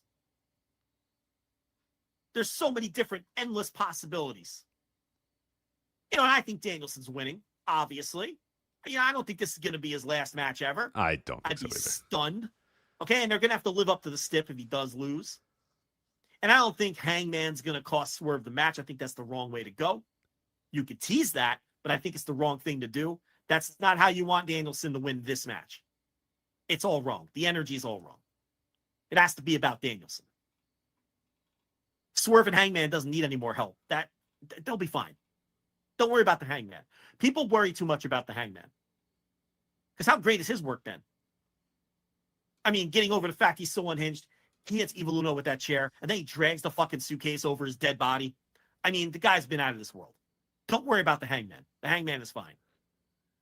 I have to remind people of that very often. The Hangman is fine. The Hangman, who is the main character of AEW and has been the main character of AEW since day one, and has always been the main character of AEW, is fine and will be fine.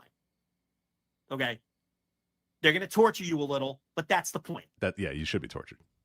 That's the point. Enjoy it. Somewhere Enjoy along the line, you'll pain. understand how great it is to be a tortured wrestling fan that gets that final payoff. Okay, and it doesn't always happen, but that makes it so much being better. a masochist. Yeah. It's going to be fine. The Hangman is fine. Okay. And that motherfucker, he wins that title. They hit that fucking final. They hit that Europe. Oh my God. Come on. Yeah. I mean, I was there for his final ROH tour. I think it was the show that I went to was either his second or I don't remember which one it was. It was way down the line. Like he only had a couple more matches left to go before he was going to WWE or whatever. And man, I was in that building, Frontier Fieldhouse in Chicago Ridge, and they played the final. I've never heard that place get louder. Just knowing that this was like one of the last times we're going to be able to see, him come to the ring with this song or whatever. And I was there at All Out last year when he came out with the song too, and that was very loud. But I mean, nothing's going to compare to this motherfucker coming out. Shit, I saw his last match. It was his last match before going to WWE. Wow, I didn't. Oh no, sorry, no. He had a couple more, but either way, just an incredible atmosphere to be there, and that was with 800 to 1,000 people or whatever. I mean, I cannot even imagine what it's going to be like with all those number of people after just a grueling match between the two. Yeah, I'm a 10 out of 10 for this one too, for sure. Cannot wait. Yeah, they got me. The last 2 weeks have really just sucked me all the way in. I thought that regardless, in the moment, it was going to be great because it's Danielson, it's 50,000 people. But now, they've really added so much meat to this. And Swerve has been perfect with his intensity. He's just been so intense. I love that he just doesn't care. The thing that's awesome about the Swerve character is he comes out there and he's just the same volume. You know what I mean? His passion comes through. But the passion comes through that. And I love the idea that just like he's cool, calm, collected. He's in the driver's seat with all these feuds. He's driving Hangman nuts by never even acknowledging that Hangman exists. Right. And he's driving Danielson nuts by just being like, man, I'm going to beat the fuck out of you. And, I'm going to end you, motherfucker. Yeah, I'm going to end your fucking career. And you have to go back to your dumb, family and your dumb daughter and your dumb wife. And it's just like, there's these little lines that he's just like, yeah, man, whatever. He's just cool, calm, and collected. And Brian did. He just made him go fucking nuts. I'm the best fucking wrestler in the fucking world. It's so good. Yeah. It's so good. Yeah. Wrestling, man. It didn't get there overnight, but it was a slow burn, and the build ended up again. The theme of this is it just came together and all made sense by the end, and really it's got me all jacked up for this show. Those top two matches in particular have me all fired up for the show. It's I'm not super excited about much of the rest of the show, but those two matches for sure. So should be great. I think Danielson will win. Then we see where they go with a Danielson title run. And then the key is nailing the pivot for Swerve to get his attention off of Danielson and onto Hangman for the quick turnaround, if that's in fact what they're doing. And the biggest mistake they could make is having Hangman cost Swerve the title. Mm-hmm. I think that I agree would be the easiest thing to do and also the worst thing to do. It's just the wrong energy for this story, for the Danielson Swerve story. It's all wrong. It would come across. You don't want Swerve to lose in a cheap derivative way, and you don't want Danielson to win that way. Not with this story. It'd just be cowardice. It'd just be cowardice booking. It's the type of booking that a lot of other wrestling companies would do because they're cowards. Yeah. you don't have to be this way. You know what I mean? Like, you Danielson don't. can beat him because Swerve loses nothing. Right. And he loses absolutely nothing by losing to the greatest wrestler to ever walk the earth, who's, preserving his career. And you can find another way to get the Hangman Swerve. You just do one big angle. It's Right. so easy. Be creative. Yeah, be creative. You got 40 people in those rooms. Have everybody say, hey, you know what? Figure out a way to get to Hangman and Swerve without having Hangman cost Swerve the match at all. You could have Swerve come out on the following Dynamite for the show closing promo to just thank the fans and say he's determined to win the title back. And I can't wait to get Danielson back in the ring. And then you could just have Hangman attack him and be all unhinged because, once again, Hangman's so crazy because, right. It's like because I won the shot at your title and then you fucking blew it. Now you know what I mean? You have it. Now you don't even have the title. It. Like I can't take this from you. Now I just want to kill you. Right. It's easy. It's so easy to get to that match in a way that isn't some cheap finish at the pay-per-view. Mm-hmm. There's a million ways you can do it. So, and people are going to go fucking bonkers no matter what you do if Hangman attacks that guy to set up a match. It really is so easy from that standpoint because people want it and they can't wait for them to get their hands on him. That's why I wouldn't have had them touch in Blood and Guts. I mean, It's not that big a deal, but I wouldn't have even had them touch in Blood and Guts. They did their Fry Takayama spot. It's whatever. What did that accomplish? What was the point? They shouldn't even have done that. But, that's water under the bridge. It's too late. Can't undo it. But, yeah, I don't know. I'm excited for the top two for sure. I'm very curious where things go with both of those stories in the company that doesn't tell stories, allegedly. After we see the results of the match. My favorite thing about every one of those tweets is the way that they describe AEW, these people that just like, whoever it may be that does those tweets. That's just like, sure. It can't just be great matches and guys dropping each other on their heads. There has to be stories. And every time they describe them, like, that AEW describe sounds fucking awesome. It's just like, it can't just be random guys coming together and having long matches where they drop each other on their heads. And I'm like, really? That sounds great. Do more of that. Yeah. Is there a fourth show that they have that I'm not watching? Yeah, because I want to watch that show. I want to watch the show where matches just happen for no reason and guys drop each other on their heads. Like, because that sounds. Guys just want to win matches and purse money and chase titles. That sounds fucking great. Tell me about that. I would be fine with that. That version of AEW is a fantasy in people's heads. It doesn't exist. Right. But every time I see those tweets, I'm like, yes, that would be awesome. Tell me more about this company that does this stuff. But anyway, that's that. So, all right, let's quickly go through the rest of the All In weekend. We have Friday, August 23rd. I'm not going to go over the matches. I'm just going to tell you the cards. And all this is available at voicesofwrestling.com, by the way. If you are heading over to London or you are in London or you're in the area and you want to watch some other wrestling, there's plenty for you to watch. Friday, August 23rd, Riot Cabaret, All Singing, All Dancing 2024. You got your main event of Michael Oku, who is the Riot Cabaret champion. Did you know that? I didn't know that. Versus Mark Andrews versus Nico Angelo. So you can go and check that one out if you want. Saturday, August 24th, Hustle, North, and Attack, all caps, all day. Got these three companies coming together, North, Hustle, and Attack. That's at 10:30 from the Garage in London, England. That's got 15 matches on the show. It's a big-ass show. Eve and Tokyo Joshi Pro. You got that match coming, or that show coming, I should say, 2 p.m. from Conway Hall in London, England. RevPro, we're going to circle back to RevPro. We'll talk about that in a minute, but you got RevPro's 12th anniversary show from the Copper Box. It's at 5:30 in, of course, in London. And then 12 p.m. on Sunday, August 25th, before All In, you have Genesis Pro Wrestling running the Green Man Pub. I don't know anything about the Green Man Pub, but there you go. And hey, if you were hanging around, I believe it is a quote-unquote bank holiday for our friends over there, but Progress Wrestling Never Sleeps, 3 p.m. from the Electric Ballroom that's Monday, August 26th. You also have other events taking place. Friday, August 23rd, All In, All Night, Fozzy with Swerve Strickland and Flash Garments. I don't know what Flash Garments is, but there you go. Then there's an AEW All In London celebration at the Box Park, Wembley. Our friends at Grapple, they're doing a podcast. Grapple Professional Podcasters doing a professional podcast. Hackney Bridge, London, England. Hooked on Wrestling doing something called How Fire. I don't know what that is. That's at 9 p.m. And then the Grado Show. Yes, Grado, 10 p.m. from the Garage in London, England. And then a few other Sunday, August 25th, a couple pre-all-in parties. I think they're one of them. You got the Wrestling Observer guys, Meltzer and Alvarez, are going to be there at Tattershall Castle. And Hooked on Wrestling, all aboard. We're observing again. Dash Wrestling Observer Live in London too, now on a boat. So there you go. That is what's taking place across the weekend. But let's quickly talk about the RevPro show, 12th anniversary show from the Copper Box Arena, another big-time show for RevPro.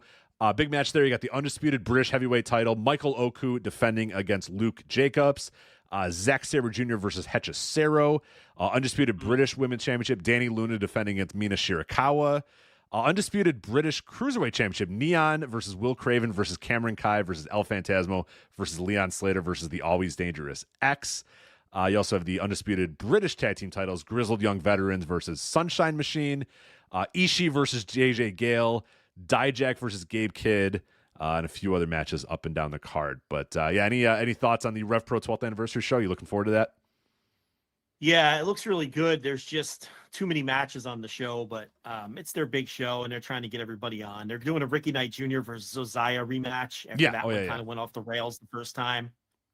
Connor Mills versus Ethan Allen, and then they got some pre-show stuff and a 10 women tag to get all their women on the card too. But yeah, it's a lot of matches. What is there? 1, 2, 3, 4, 5, 6, 7, 8, 9, 10, 11, 12 matches. That's really pushing it, I think, for a RevPro show.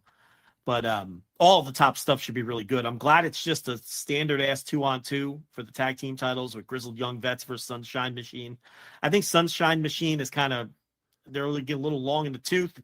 I'd say. Jesus Christ. Yeah. I'd like to see Grizzled Young Vets win that and then maybe break them up and do something interesting with TK Cooper. Try to get him back on a roll there as someone who was a big prospect about 5 years ago until everything in his world fell apart around him through no fault of his own. And he's just trying to find a lane again, man. He was on the verge of stardom and he hurt his leg, and then his tag team partner got speaking out. His girlfriend left him for the fucking promoter. I mean, you couldn't have worse luck than that guy had. Not great. I mean, not a great run. So, and he was on the verge, man. So, and I don't think this tag team's doing him any favors. Chuck Mambo, I've never been interested in, as a performer, as a wrestler. But I'm glad it's just a 2 versus 2 tag. The cruiserweight scramble, there's still one mystery guy that they're going to add, but it has all those young guys, Leon Slater, Cameron Kai. Neon is the champion because, the promoter in RevPro, he's one of us, man. Andy's one of us. And he saw Neon get over last year in CMLL and said, that guy is great, and I'm making him my cruiserweight champion. He really books for the sickos. He really books for the sickos. He is the one who books for the sickos, more so than the guy who has popularized that phrase, for sure. He thinks along the same lines as the sickos, and Ishii will try to do for JJ Gale what he did for Luke Jacobs. The Ishii-Luke Jacobs feud now has propelled Luke Jacobs into the main event of this show, right? Like, that put him on the map. So he'll get in there with JJ Gale, a guy we've been talking about for a few years now, as a guy who's a potential breakout guy and is also disgustingly young. He's not a teenager anymore like all these other guys like Cameron Kai, who's like still fucking 18, 19 years old, but it's JJ Gale. He kind of came up with Callum Newman and those guys. And, it's time for him now to step up and become a guy. And you can see that they believe in him because they're putting him in there with Ishii, who's over his fucking RevPro and is the perfect guy to help get someone over. And they're using the same blueprint that they used for Luke Jacobs. And now Luke Jacobs is probably going to win that title, right? Because Oku is now signed with AEW. Yeah. I think this is the time to pass that on to Jacobs. Put the title on Luke Jacobs, man. He's fucking earned it. And then Zack Sabre Jr. Hechicero is just going to be so fucking great. So yeah, I'm looking forward to all the top stuff. It might be a bit of a slog to get to. Something like Dijak versus Gabe Kidd could be like a sleeper match of the whole weekend if everything lands right. So yeah, I'm really excited about the card, and I'm looking forward to it. And I'm curious to see how it draws versus Will Ospreay versus Shingo last year. Yeah, right. That was a big time match in a big time spot, so it's got to draw the biggest house they ever did. Yeah, and it's always fun to people's first RevPro experiences, or people have forgotten RevPro, so everyone will be like, "Why does it sound like this? Why does it look like this?" And it's we had to talk about that last year. Remember, we had to be like, "This is what it always sounds like, and this is what it always looks like." Just this is the RevPro experience, and you are all now living it. So just enjoy it and take it for what it's worth. So. But there you go. That is RevPro's 12th anniversary, and that's the other stuff going on during All In weekends. So I think we can probably get these last two topics in here before we. I guess. What do you think? Or do you think we Let's could do get the these G1. in? Come on, let's keep it moving. G1. We got it. G1. All right. Zack Sabre Jr. is your G1 Climax 34 winner. Defeated Yota Tsuji in the finals. Before we get to Zack Sabre Jr. and what's going on with him after this win, do you any thoughts on the semifinal and the final matches? Because I thought all were pretty damn good. I thought Finley and Tsuji was good, not great, and I thought Sabre and Shingo was great, and then I thought Zack Sabre Jr. and Yota Tsuji in the finals was phenomenal. I really, really love that match. But what do you think? My favorite of the three was Zack and Shingo. Yeah, but all three of them were really strong matches for sure.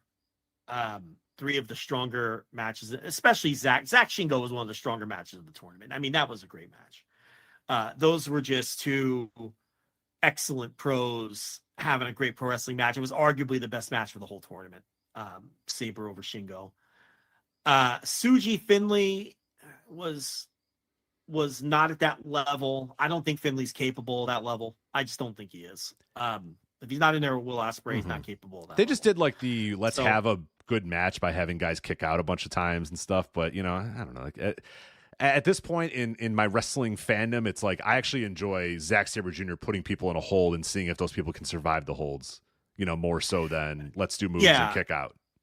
Well, I mean, I thought Zack had a better match with Tsuji than Finley did, but that was also the final, and it was designed to be more dramatic and all those things. But it was just a better match too. And Tsuji Finley was a very good match, but Sabre and Tsuji, I didn't like it quite as much as Sabre and Shingo.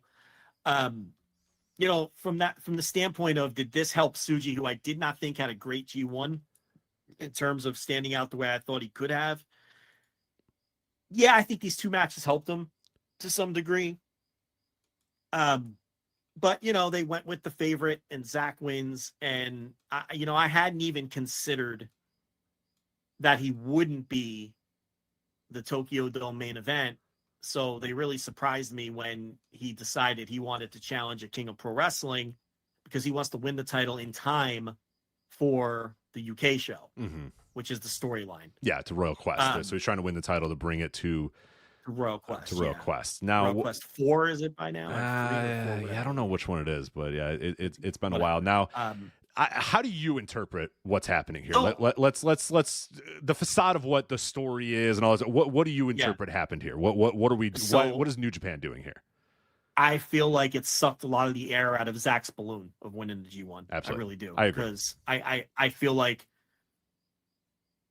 they were going to solidify him as a Tokyo Dome main eventer and really do something fresh and different and risky, right, at the Tokyo Dome. And now I feel like it's him winning the G1 isn't nearly as significant because now I have my doubts that he's going to go to the Tokyo Dome. What I think this is they answered our question that we had last week and we had a couple weeks ago is, does Zack Sabre Jr. feel like a Tokyo Dome main eventer to you? And their answer was like one no. To them. Their answer was no, he doesn't. So we're not going to do it. And I don't know. What the fuck are they going to do? I don't know. My opinion on this, my take on this was, this is a big flashing sign that they don't trust this roster to fill that dome. And I think, because remember, they're doing that AEW joint show that same week, right? Aren't they doing something like that? They're doing Wrestle Dynasty or whatever I think it's called. Yeah, Wrestle Dynasty or something like that. Yeah. So I feel like they don't trust their roster to fill the dome. So now Wrestle Kingdom is going to be sort of a joint show where they're going to be counting on outside talent to help fill the dome. So this was not a stamp of approval for Zack Sabre Jr., and this was really an indictment of how they feel about their own roster right now. And I feel like now it all makes sense. Oh, okay. They're going to be counting on outside talent to help get a respectable number in that dome. Right. They want Will. They want Will versus somebody or Okada maybe or something like that. That's their maybe Danielson. Enough time has passed where they can get Okada or maybe, whatever the case, Moxley, Will Ospreay. I feel like that's what they're going to be relying on instead of because they don't trust their own roster. Because I don't think Zack Sabre Jr. is going to win that title from Naito, retain it through the year, and then headline Tokyo Dome as the champion. I thought maybe they would do it as a challenger. And you got to have Naito in that mix. You have to. He's your biggest draw. He's arguably still your biggest draw. Yeah, and that's the thing where a lot of people, I know there's one theory that they know that Naito's completely washed and they want Zack to beat Naito in October to get the title off of Naito, but that they don't have anybody that can draw at the Tokyo Dome right now. To draw the dome. Now. Right. I mean, you have to have Naito in the mix. Now, And I do think that Naito is not to the point where he can't suck it up on a Tokyo Dome main event. I don't think he's that washed. I think he's not. He's not that. Like, is he going to be a guy who you can count on the dog days of the G1 on night 13 in front of 1,800 people? No, he's probably going to look at his wrapped up knees that night and say, "Fuck that! You're getting 60%," and I don't blame him. But in the Tokyo Dome main event, that guy can still have a great match. Okay, he's not fucking. I don't even. He's not Tanahashi. Like, I mean, just look at the own roster. He's not Tanahashi, who is Tanahashi entirely from cooked. Kota Ibushi or someone like that. Yeah. He's not that, and he is the only person there that you can. That's why I kind of thought I was starting to buy into the Chris Samsa theory that maybe they would put Shingo through and do the LIJ main event at the Dome. And Shingo does have a history of drawing in Japan. Yeah, for sure. So it was like, all right, maybe they'll do Shingo Naito, two guys in the same, because maybe that might be their strongest drawing match if it's well built at this point. But I really think that it really sucked a lot of the air out of the Sabre balloon. I really do. Because I don't foresee him. I think if they were going to put him in that Dome main event, wouldn't it be better to put him in there as the challenger? Isn't that more intriguing, right? Than putting him in there as the champion?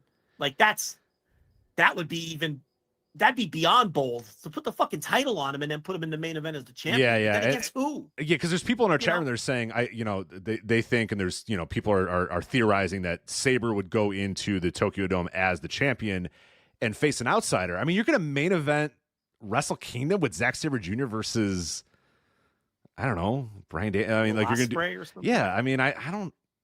They were gun shy to main event the Tokyo Dome with Will Ospreay when he worked for them. Right. It's just that seems very bold to me. I mean, it seems less bold to just say, you know what, Naito's our guy, Naito's been our guy, our draw or whatever, but Zack's going to go to the Tokyo Dome and he's going to face him and he's going to beat him or whatever, and that's fine. We can stack the card with some other stuff here and there, but you know what, Naito's a draw, and Zack, we have 5 months now to make him feel like a guy. Make him feel like a guy. And hell, they did that. I was talking with Jay Michael, who obviously does great work for us at Voices of Wrestling. And he brought up how, Kenny Omega, when Kenny Omega won his G1, it was like, whoa, all right, we're doing the Kenny thing already. Okay. And now it was time for them to have the next 4 or 5 months to make you believe that guy was a worthy Tokyo Dome main eventer. And that's kind of the work that you have to do over the fall to do that. So if you didn't think Zack was a worthy challenger, then you should have, work harder in the fall to make him a challenger. And I don't know. I maybe this is all going to seem stupid and he's going to win in October. Man, I don't know that I would be stunned that this guy wins the title in October, defends it throughout the rest of the fall, and goes into January as the champion defending on top. I would be stunned about that too. I'd be stunned too. And then you can do. And the difference. Yeah, go ahead. The difference with Kenny was I knew from the start he was going to be a main eventer eventually. So and Kenny was already a draw before in Japan. Like that's another thing too. Yes. That for people that only knew Kenny Omega from New Japan, you might have thought, "Whoa, here's this junior that came out of nowhere." But the funny thing about the junior run and the thing that made us so mad is we're like, "What the fuck are you doing with this guy?" He's like, "You can main event with this guy," because we saw what DDT was able to do and how they were able to draw with this guy. So then it was just obvious he was the star. Right. So it wasn't as hard of a job to get him there. I think it would be harder to get Zack to feel ready, but you could do it. I mean, after this night and after this weekend, he felt like a fucking megastar. And then, like you said, he comes out and even the crowd, man, when he said, I'm going to come here in October. And the crowd was like, it felt like it took the sales out of them a little bit because they thought, oh man, we just watched this guy win the ultimate prize in this company. And now he's going to go to the Tokyo Dome and have a chance at that title or whatever. And for him to say, no, you know what? I'm going to be back here in October. I'm going to do it there. It did feel like it took the wind out of the sails, even for that crowd. That's exactly how it felt to me. Even though they're going to see a title match, they're going to see this guy. I feel like still they thought, oh, we were seeing a top star get anointed as a top star, but now we're seeing a guy who just won a title shot. Yeah, I think with Kenny, the excitement was, oh, they're flipping the switch now. I knew it was going to work, Sure. and I knew that they signed him to be a top star, and the company was hotter. And I didn't. You have had any that doubts. aha It was moment that you exciting. talk about with Gato booking, where you're like, oh, now's the time where they're ready to get, Yeah, like you said, now flip they're the going to do switch. it, and my whole thing was it was going to happen eventually, and it was exciting because they're making the new star now. I never had any doubts he was going to make it and be a huge star. Zach, it was exciting because it was like, oh, they're going to try to make a new, like you're saying, he's not the draw that Kenny was in Japan. He's not the star that Kenny already was, or that we knew Kenny could be. This was exciting because it's like, oh, they're going to try this new guy in the main event. And then it's like, oh, I'm not doing that. It's going to be King. And then it's like, oh, this was like, I can't think of a better term. It's the best term I can think of now. Don't get annoyed with me. It's like a fake G1. The G1's supposed to be the Tokyo Dome main eventer, not a guy that challenges at fucking Destruction. Right. Or whatever the fuck. Now, people will say that this is a new thing, and it only started in 2012, and it started with Okada. But you know what? You had a good thing going. If it ain't broke, don't fix it, man. Well, the thing is, that goes back to our original point. They don't trust their roster to fill that dome. Exactly. What this tells me is they don't trust Zach to go to Wrestle Kingdom as the challenger. Or they feel like they have to do more work on him now to get him into to trust him in the dome. Mm-hmm. But they don't trust him today in the dome. I don't know. It really took some of the wind out of the sails to me. But again, I don't know where they turn. And Okan's getting a title shot before Zach. Mm-hmm. Some lame duck title shot. It's like, that's weird too, right? To like shoehorn that one in there first. Like I know people are gonna, well, they always do that before. I know, but this is different because this guy's getting his title shot before January, right? Which is weird that they're wedging another one in there before he gets his shot. Whereas normally when they do it in January, yeah, you're going to do one more title shot. You have fucking 4 or 5 months to fill. And then the guy who won G1 is waiting for that winner in the dome is the idea. And generally he defends the fucking title shot. So, you're still filling, this guy wants the title shot right away, but we're giving someone else one first. It's all fucked up. And it really, to me, sucked a lot of the excitement out of his win. But maybe they've got something creative planned. I think it's good for Okan. He's going to lose. But I think he built up a lot of momentum in that tournament. And you're going to see him get an IWGP title shot for the first time. And if he performs well there, maybe they got a little something cooking with him finally. So from that standpoint, but it all feels weird, and it did sap a little bit of the excitement out of the Sabre win. I agree, but good series of matches though from Sabre, and I'm very fascinated to see what directions they go for King of Pro Wrestling and Royal Quest. So there you go. That is your G1, wrapping that thing up as well. Obviously, great job by you doing all the reviews, daily G1 audio over there at flagshippatreon.com, $5 tier every single night of the G1, except for the semifinals and the finals, which were we briefly covered here. But every night reviewed behind the paywall. So if you do want to go back and relive any of the G1 Climax 34, you got it right there every single night, 1 through 15, I believe you did behind the paywall over there at flagshippatreon.com. All right, finally. Let me get to it. TripleMania Mexico City. Excuse me? TripleMania. TripleMania, yes. You talked about a little bit of the business of TripleMania on this week's Flagship Plus. So if you want to go, you can listen to that about the attendance and whatnot. The disaster They're before we get claiming 18,000. What was that? They're claiming 18,000. Now there were a lot of people there. There were a lot of people. I saw some. They drew a nice crowd. Was it 18,000? What that tells us is probably not. Like it tells us that the number was probably like 15,000 or something. And who knows how many paid. But they did have a nice crowd there. All right. So before we get to the actual show itself, the disastrous technical production, whatever you want to call it, side of this show, it deserves to be talked about. So for those that do not know, on, what was it, Friday night? Saturday night? I forget what day this thing even aired. Friday Saturday. Night. Saturday? It was Saturday. Okay. They, of course it was Saturday. So you go onto your Triller TV powered by Fight, and you go and watch the pre-show. Yes. Now, a part of the pre-show, when the feed first started, for those that weren't around or weren't watching it, the first, 45 minutes or so of the pre-show, the English audio and the Spanish audio were both playing at the same time. So Correct.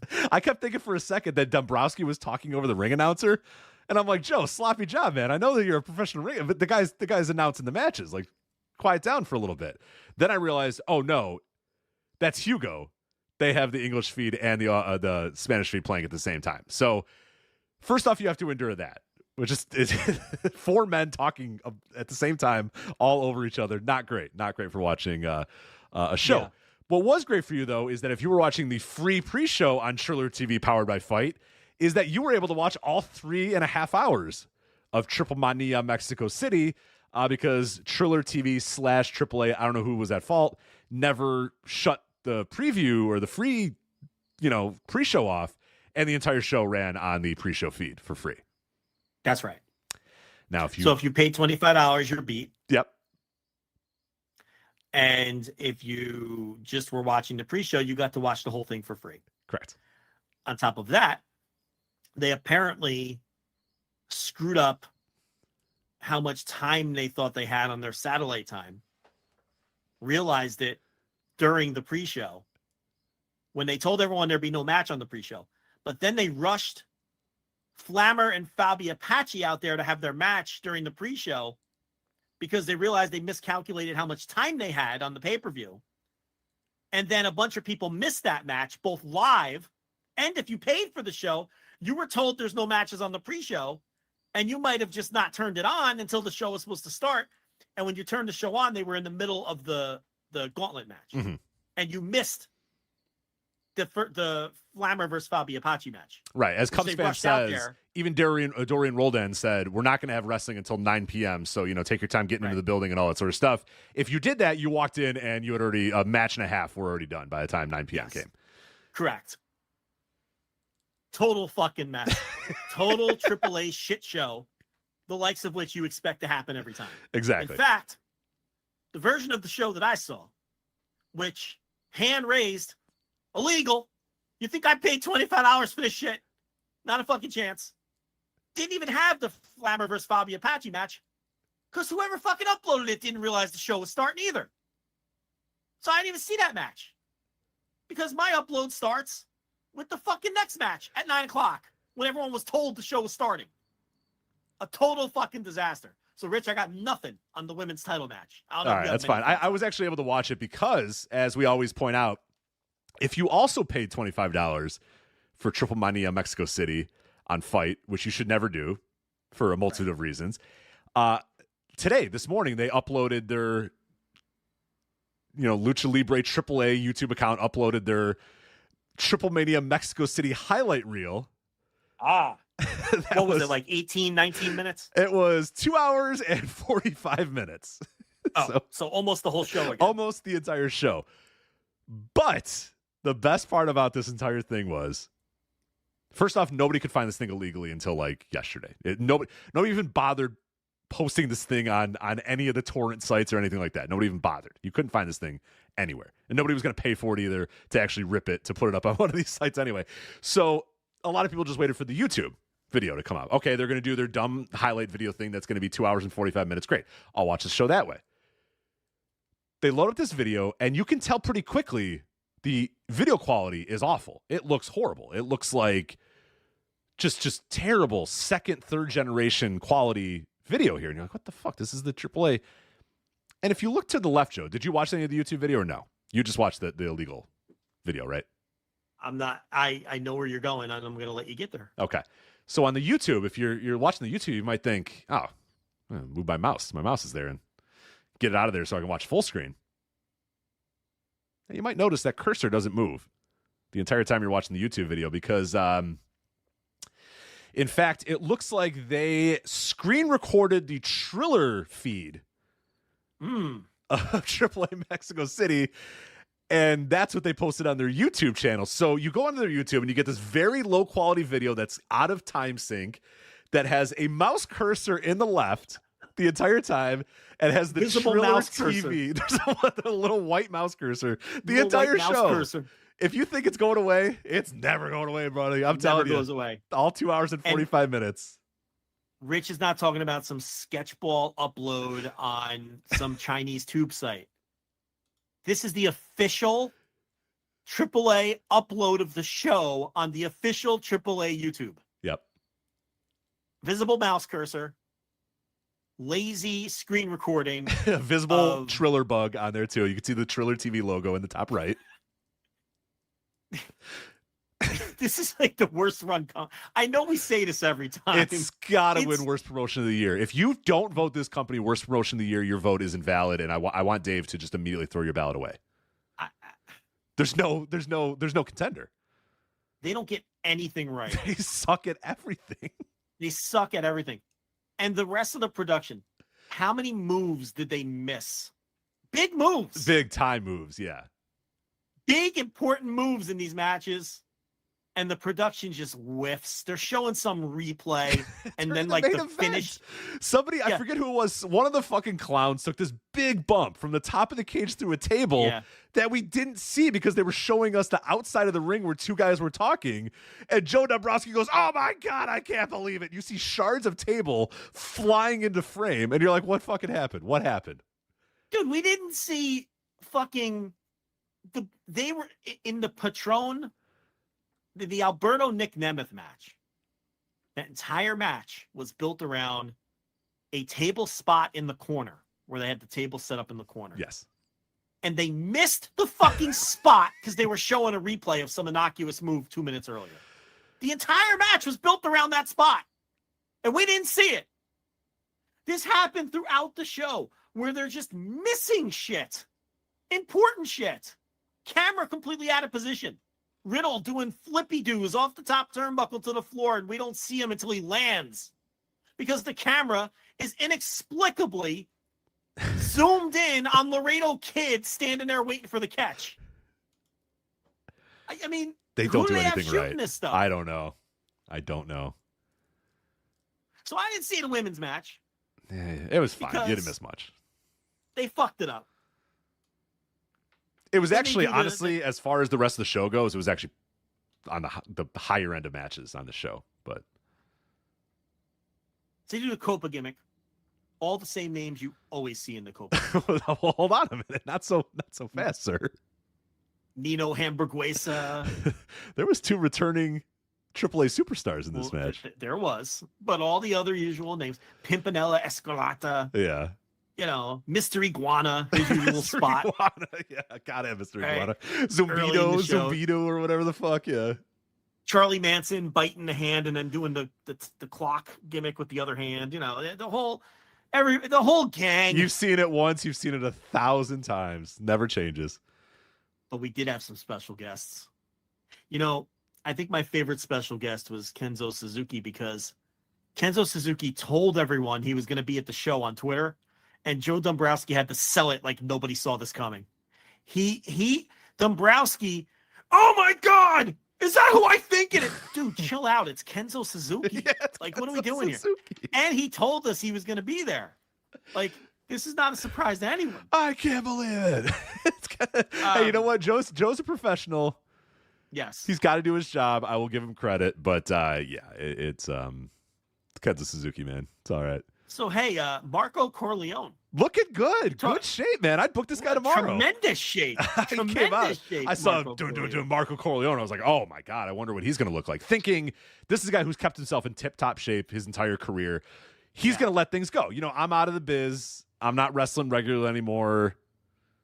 And then I look, that dude's everywhere. He still wrestles all the fucking time. Oh, does he? And in 2024, he seems to have made a mini comeback. Oh, so this is way less impressive than. Yeah, he's doing stuff with Robles Promotions and a few other Panther promotion in Mexico. Because I thought it was like, man, they got this guy off the fucking street, and he looks in fucking tremendous shape. Like, good for him, but he's been doing some stuff. He's been working. He's still in good shape though. He's in great shape. Yeah, he looked good too, wrestling wise. Alan Stone out there doing the stripper routine from 2007 or whatever. Alan Stone. And this goes for 32 minutes, man. It never fucking ends. I couldn't. It's always the same fucking match. Octagon. And then Micro Man comes out. And I'm like, oh God. Yeah, it's a Mascarita Sagrada. Right. Whoever's doing that role these days. Alan Stone. Fuck off. God damn it. So Octagon Jr. wins. Now, not the Octagon Jr. Yeah, the not original. so fast. Hold on. Yeah. Not the Octagon Jr. who the original Octagon once pulled a gun on in public. That was Flamita. And then he immediately gave up the gimmick. So it worked. This is, the other, the Octagon Jr. who's, he's like a star in the company. So, yeah, I don't know. It was the same fucking Copa match we always see. Raj Desi and Satnam Singh are your new AAA tag team champions, Rich. Was there any doubt? I could have bet my fucking house that Jinder Mahal and Satnam Singh were going to win this fucking this world tag team title match. You just knew it. So this match was fucking terrible. The thing about it is the Copa match might have been like the third best match on the show. Yeah. So this match was the shits, the Casas family and the Wagner family, Casas and Psycho Clown, Dr. Wagner Jr. and his large adult son. At one point, they all teamed up to try to take out Satnam, right? It's like Lucha stick together. Even though Negro Casas and Dr. Wagner Jr. have been in like this feud. Yeah, like an absolute months. war, like a fucking blood feud between the two that we all wished was just blown off in a singles match on this show. But of course, we can't possibly have one good thing ever happen in AAA. So no, we got to wedge in Raj Desi and Satnam Singh, who nobody cares about in AAA. Fans do not care about these men. So the finish is just, we have this stupid match where no one cares and nothing's over. And the two young guys in it are just totally mailing it in. And the finish is just Jeff Jarrett hopping in the ring with the guitar, hitting Casas across the face with it, and Raj Desi scoring the pin in full view of the referee. Yeah. I should note that in the women's match, the Reina de Arenas match, that Flammer was helped. Fabi Apache, Karen Jarrett came out to cost Fabi Apache the match. So this you can never just have a match with a finish in AAA. No, you have to have a Jarrett involved in some way. So yeah, this is our second title change as a result of a Jarrett.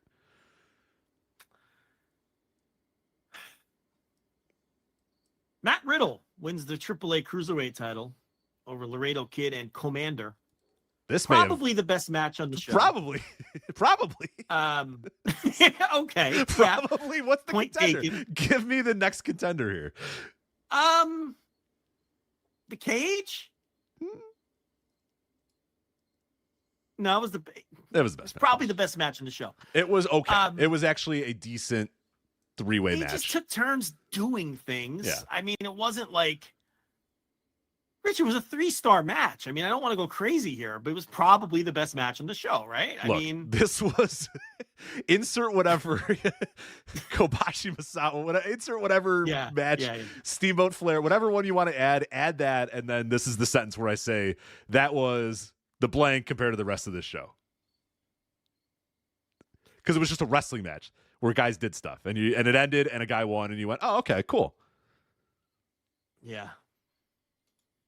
This was the first televised title defense for Commander, who won this title God knows when. Well, at least it's better than the Reina de Reyes, where I think Flammer has had this match. She won it in last TripleMania Mexico City. That's right. And has not defended it since. No, this was her first defense. Correct. First defense a year later. A year later. Well, in the cage match, they broke up the trios champions like in an angle, and who knows what's going to happen with that? I can't wait to see how it concludes. Yeah, I'm excited. This is just the worst booked shit. I mean, it's just stupid. It's just stupid. The show wasn't even bad as much as it was stupid. Pointless promotion. It's just you're watching it and you're just getting washed over of like, what the fuck is happening here? Like, what is it's not even that bad. It's just fucking stupid. It is, though. It's just so stupid. It's just none of it makes like. I can't wait to talk about the angle after the Patron Nick Nemeth match. But Rich, there's 15,000 people in the building. I know. It must work for somebody. I don't know. I don't get it. This is like the WWE of Mexico, where it's like, well, people are going to get mad at that comp. Like, they're not seeing the success of WWE. And this is all based on Vampiro, right? Like, people think he's retiring. But in the sense that, like, they don't really give a fuck about anything. Just that there's a group of people who, for whatever reason, don't like are pleased by this. For like, it's awful though. Like, it's just they put titles on people and then just they never defend the title ever again. You know, Raj, Desi, and Satnam Singh. Like, there's a chance they'll never come back to lose the title. There's a chance Matt Riddle will never come back to lose this title. There's a chance yeah, exactly. Nick Nemeth won the title and didn't come back until it was time to lose the title. Right. Like, they just do turns and it's such a... They had a guy built up for months as the Mexican hero, and then he defeated the evil American and then turned heel 2 seconds later. Yeah, 10 minutes later he turned. Patron. Yes. So let's skip to that. And shook hands with whatever. Yeah, go. Let's go to this. Well, we'll go back. We'll circle, but don't worry, guys. We'll circle back to Vampiro. Don't worry. So no, here's the thing about Patron beating Nemeth. The whole idea behind this was Nemeth cheated to beat him. Correct. He threw alcohol in Patron's face and then beat him, and then or and then hit him with the fucking whatever face, he calls the zigzag, the fucking the white trash or whatever he calls it now. And what the fuck does he call it? It's some 80s something. The Danger Zone, right? Doesn't he call it the Danger Zone? The 8675309. I don't. Yeah. So Breakfast at Tiffany's. It's called the Breakfast at Tiffany's. And then based on that, Latin Lover, who is some kind of authority figure, he is the director of talent or something like that. Yeah. So he grants Patron a rematch because he got cheated. Yes. Right? So in this match, Alberto El Patron is, you like that tongue roll? Mm-hmm. He is the babyface Mexican hero trying to get this title back from this cheating American. Correct. Comes out with the, a Mexican army, and they play the Mexican national anthem. Yeah. It's very emotional. And oh yeah. He beats Nemeth the same way Nemeth beat him. He throws a fucking beer in his face. Also, JBL's here, hits his finish. Yeah, JBL's here for some reason. He came out with Nemeth. And I'm sure he didn't come cheap to get out of his fucking palatial estate in whatever Caribbean island. Aruba, whatever tax dodge island he's on. I think it's Aruba is the one he's on. That's right. And that's a shoot. I hope to move to a tax dodge island myself someday. $10 tier this week. Instant Reaction Live, $10 tier this week. So he cheats to win the same way. And it's like, all right, maybe it was just comeuppance. Little eye for an eye, right? But then fucking Conan comes out after Latin Lover comes out. Wearing his Judgment Day t-shirt, by the way. Yeah. Latin Lover's like, come on, man. This was no way to win the title. I gave you what the fuck did you? So then Alberto kicks him in the dick. Then Conan comes down and it's like, well, we think Conan's going to be on Latin Lover's side, but he turns on him as well, and they're bloodying this man up. He goes with Alberto. Then the masked guy comes out, the eye. The eye. They've been using. So this guy comes out in a mask with the eye.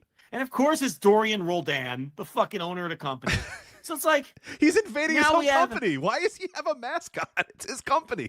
Why did he have to do any of this stuff? Well, he revealed himself as the eye. He's the eye. Yeah. But what doesn't make sense is why did they appoint Latin Lover, a babyface, to run things if they were all behind this the whole time? Right? So they could have skipped that step. This was like a Dr. Evil plan. It's just supposedly there's some weird insider stuff that Latin Lover and Conan don't get along, so we're supposed to think that it involves that or whatever. I don't know. Yeah, but then the Conan and Roldan and all them said this was the plan all along. Ha ha ha. Well, then why'd you put the guy in charge?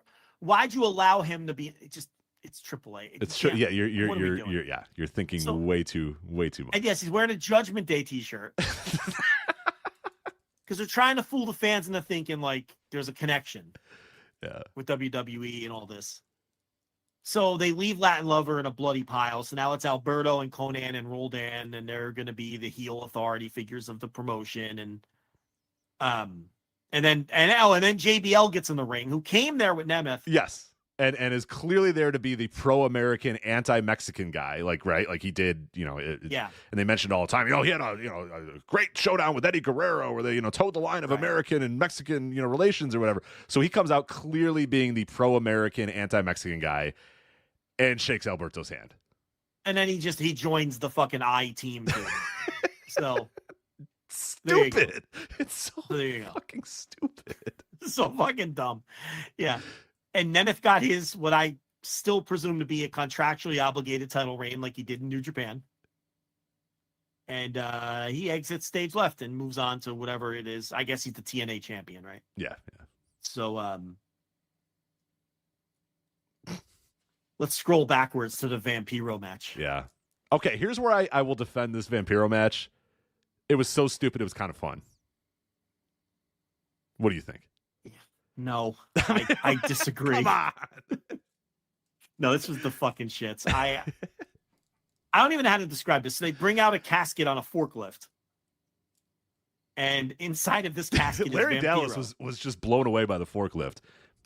Yeah. He goes, Joe, I've seen a lot of caskets in my day, but I've never seen a casket get taken out by a forklift. And I'm like, all right. And he kept talking about the forklift. I was like, Larry, I don't know. I don't tell you about the forklift. But, Joe's like, it's unique. Yeah. He was like a toddler enamored with a Tonka truck. Yeah. Like he just couldn't stop talking about He's this like, Joe, where's that forklift going to go? Is it going to go all the way to ringside? And Joe's like, I don't know. It could go anywhere. It's a forklift. He's just like, this forklift, I've never seen a casket get up by a forklift. It was, you're right. It's like a kid with a Tonka truck who's just like. Yeah. So inside the casket was Vampiro, who was very sweaty. It was hot in that casket. This man was drenched in sweat, and he sold it too. He was like, whoo, like wiping the forehead of the sweat. And then he's getting out of the casket. And I don't know if this was a glitch in the production. Probably. Or intentional. But there was like this slow-mo effect. Did you notice that? I saw like, that too. Like, no, I didn't know if that was the video or Yeah. I have no idea. I didn't know if it was the bad production or if it was like okay, all right. I noted that, but I thought it was like my connection going bad. But no, it was probably there was this slow motion effect, like it was a 1980s music video. You know, like it was an aha video. I know, we went to the same one. There we go. Like with the slow mo, right? And he's like, how did we go to the same reference? I don't know. We went to the same reference. Of all the 80s bands. Yep. So, doing this show together too long. So there's like this slow-mo effect. He gets out of the casket, and then he's met by a variety of villains. There was Pagano and Mecha Wolf and Sansone and Forastero and Cian Caris from the fucking who had a really bad dye job. Oh, come on. You don't think that's natural? That's all natural. Come on. And Chessman in the mix, and Perita Morgan got a payday. You love Chessman. I can't believe you're not into this. I can't believe. I'm not knocking Chessman, okay? Sam Adonis out there. But essentially what would happen is every couple of minutes, they'd cut to the entranceway, and then someone would like be under a cloth, and then they would move the cloth, and then there's Chessman. And then Vampiro would have a very short brawl. I don't even know if you'd call it that. He just stood there and threw punches. He didn't do much. Yeah, it wasn't. And all of these men, young or old, just flew all over the place and bumped for him. Right. This was more preposterous than watching Muto at the end. It's just this broken down man who can barely move. Getting quadruple teamed and just and fine and just perfectly okay. Fighting everybody off. And they're flying all over the place for him and bumping. He had guys come out and help him. Like Conan came out and teamed up with him for a second against Cian Caris, because the feud they had back in the day. Just preposterous, and he's just beating everybody up with minimal effort. And they even, Rich, had him confront a dead man as another casket was opened. And La Parka was inside. That's right. Not L.A. Park. The dead man, La Parka, the literal dead person, was the idea here. It was supposed to be La Parka, who passed away several years ago. And he's in the casket with his arms folded and his eyes open, and he's supposed to be alive.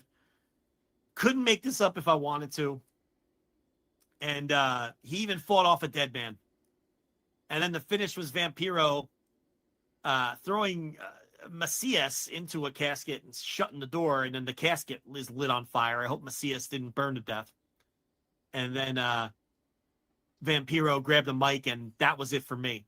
You're going to have to take it from here, because I wasn't going to sit there and watch Vampiro cut a promo in front of these people after the... Thankfully, I was going to watch it, but thankfully I think he did most of it in Spanish, and yeah. Cubs didn't even bother recapping. He said it's like his 6th or 7th time he's done this retirement speech, so... Yeah, just a terrible, terrible. I can't even call it a match. Just guys coming out and eating fists. I thought it was fun bad. Maybe that was just my brain. I don't know. I was just trying to look for something to enjoy, but yeah, I guess it probably wasn't very good. Don't watch it. If you don't watch it. Like, I watched it and I maybe thought it was funny bad, but do not watch this, please. So the cage match, the domed cage. I think TNA used this once or twice. Yeah, kind of the Ultimate X style. Like a domed cage, and you gotta escape to not lose your hair or mask. And the bell rings, and Rich Panic Clown was out of that fucking cage in about 30 seconds. Panic Clown was every non-wrestling fan who steps into the living room when you're watching like a cage match that loves to say, why don't they just climb right out? Why, Yeah, he looked around and said, I'm out of here. You guys can do whatever the fuck you want. I'm out of here. Panic Clown hopped on that ladder and was out of there in like 30 seconds. I will say what they did that TNA did not do. They were smart about, so they had like it was like that big cage that Homicide. Remember, classically Homicide couldn't get out of. Got stuck. on the TNA, a very classic TNA spot. They had a ladder instead. So you could just jump, could hop up to the ladder and then climb up the ladder to get to the top of the cage. Pull yourself up the ladder. Yeah. And Dave the Clown wasn't far behind Rich. He was out in like a minute. So Panic Clown and Dave the Clown wasted no time. They said, fuck this. We're not taking bumps. We're just getting the fuck out of here. And Murder Clown helped Dave. He put him on his shoulders to get up to the ladder. Mm-hmm. Like 17 people turned here. Who fucking cares at this point? I mean, then the rest was a fucking mess. Everybody's turning on each other. Can't even describe the turns that happened. Because you had the clowns. I think they're still the Psycho Circus. I don't know. Yeah, I believe they are still. Whatever they are. Yeah.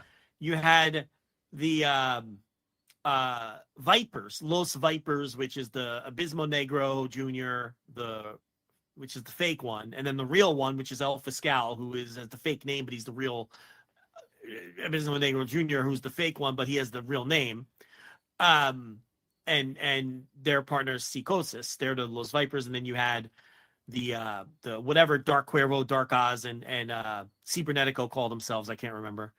And then so you had these three groups in there, but they were all on their own too, right? So it's like, but then they're all turning on each other, and the Vipers turned on one another, but they are also the trios champions, I think. So that's a mess. And it came down to Cibernetico and Psychosis. Cubs fans was right, because I did like the finish where Psychosis was hanging from the cage, the top of the cage.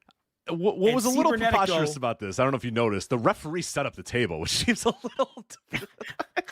Well, listen, it's by AAA standards. I like the finish. Yeah, because I forget who it was, but it was Cibernetico, or no, it was Macias, right? Or who was still in the ring? Cibernetico. Yeah, so Cibernetico. Yeah, it was Cibernetico and the referee. So Cibernetico's getting the table ready, and I think the referee realizing that this table's not going to be ready in time to get the spots going. It's in the wrong place. Yeah, so Cibernetico's getting the table ready, and the ref's like, no, over here, man. And he just picks up the table and puts it there. I was like, puts it underneath Psychosis, so you know it's coming. Yeah. So Psychosis is trying to scale the cage like a monkey, climb up the side instead of up the ladder. And Cibernetico goes up the ladder with a baseball bat, and he's beating him with this baseball bat until he lets go, and then he falls through the table, which the referee set up right underneath him. So then that cleared the way for Cibernetico to climb out, and he's the last guy to get out. Now, they did tease heat between El Fiscal and Abismo Negro Jr. You might be asking yourselves, why didn't they just build this match and put it on the show? Well, it's AAA. I don't know. But they were firing the fire cans at each other and, and preventing each other from getting out. Because the idea was each guy, because they're both doing the same gimmick, want the other guy to lose the gimmick and lose the mask. So they were, even though they're teammates, preventing each other from escaping. So I did like that too. There were some things I liked about this match. I was gonna, not really the show, but this match, a few things I liked in this match. And then so Psychosis loses. He has to unmask, and he does. And the camera misses him, like embracing his family, of course. And because the production missed everything on this fucking show. I was wondering because I kept thinking, man, I didn't see him take the mask off and embrace his family. It's like, no, we're cutting to the outside. Yeah, they missed the only important thing to do. The only shot you have to get. What's the most important moment in Lucha Libre? You have one shot you have to get. You have to get on the entire night. It is the man unmasking, giving his mask up and crying with his family as they introduce him, the man behind the mask. It is the most important thing you could do in Lucha Libre. So of fucking course they missed it. So of course they don't even get that right. They get nothing right in this fucking company. Nothing. They don't get a thing right. And earlier, of course, they did the ceremony for the original Psychosis, the one that everyone's familiar with, Nicho, who wasn't looking great out there on crutches and everything. I heard he's broke too. I heard he's on hard times. Really? It sucks. Yeah. I don't know if that's true. Someone will correct me if it's not. But so Psychosis loses the mask, and who knows if he's still aligned with the rest of the Vipers. Who could tell after this show? Yeah. Who were the Vipers? So I don't know if he's still aligned with them. They are the trios champions, I think. I have to double check that. But that was AAA. Fucking Mexico City. TripleMania. I mean, I don't know if it was my least favorite of the three. How do you even compare? It's well here. How you know what? Do you even compare? We can sign off this way. I'm gonna read the opening line of Cubs fans review of the show because I think he does a very good job of stating sort of where AAA is at this point and what the show is. So give me 1 second to load that up. I think he did a great job of.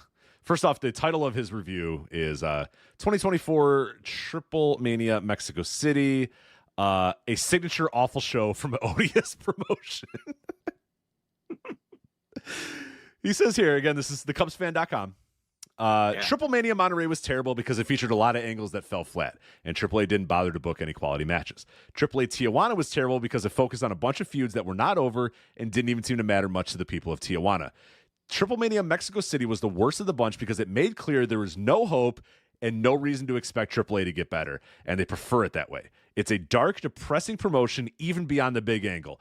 Octagon Jr. won the Goof Battle Royal, defeating irrelevant non-roster Zombido after a badly blown spot, and there was nothing else to be happy about the rest. Laredo Kid failed again. Fabio Apache failed again. Negro Casas failed. Alberto got built up as a national hero, so it'd be more depressing when he turned heel a half an hour later. I'm completely confused as to who was supposed to be the Technico and who was supposed to be the heel by the end of the cage match because of the turns. But Psychosis was the sad loser here. Even the Vampiro tearful retirement speech was supposed to make you feel sad. You've seen him wrestle for the last time. He didn't actually wrestle. It's not the last time, and I don't feel sad about him retiring. But that was the idea. Yeah. And then he just goes on and on and on. There's paragraph upon paragraph upon paragraph upon paragraph of him writing about this, of just the AAA. He says,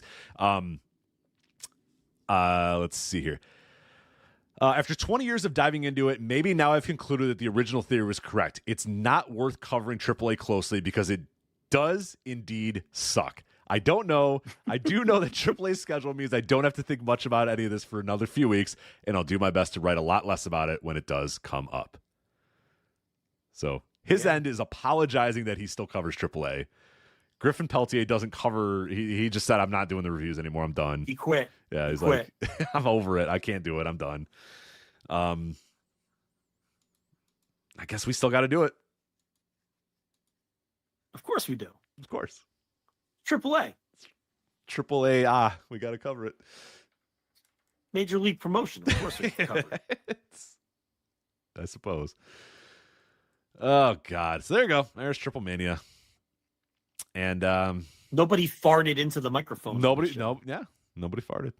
Larry Dallas did not get horny on this show. Well, you didn't watch the Flommer Fabio Apache match. Oh, he was horny during that match? Oh, no, I watched it on the YouTube, and it was only the Mexican guys, so I don't know. It was only Hugo and... there's a good chance he got horny. But he likes we the didn't rumps. hear He's Larry a big fan of Dallas the get rumps. horny I'm sure he on was the show. good. I'm sure he was into it. So Yeah, he likes those tractors. No doubt about it. He likes the forklift, and he loves them tractors. I'll tell you that. Yeah, So- he loves his Tonka toys.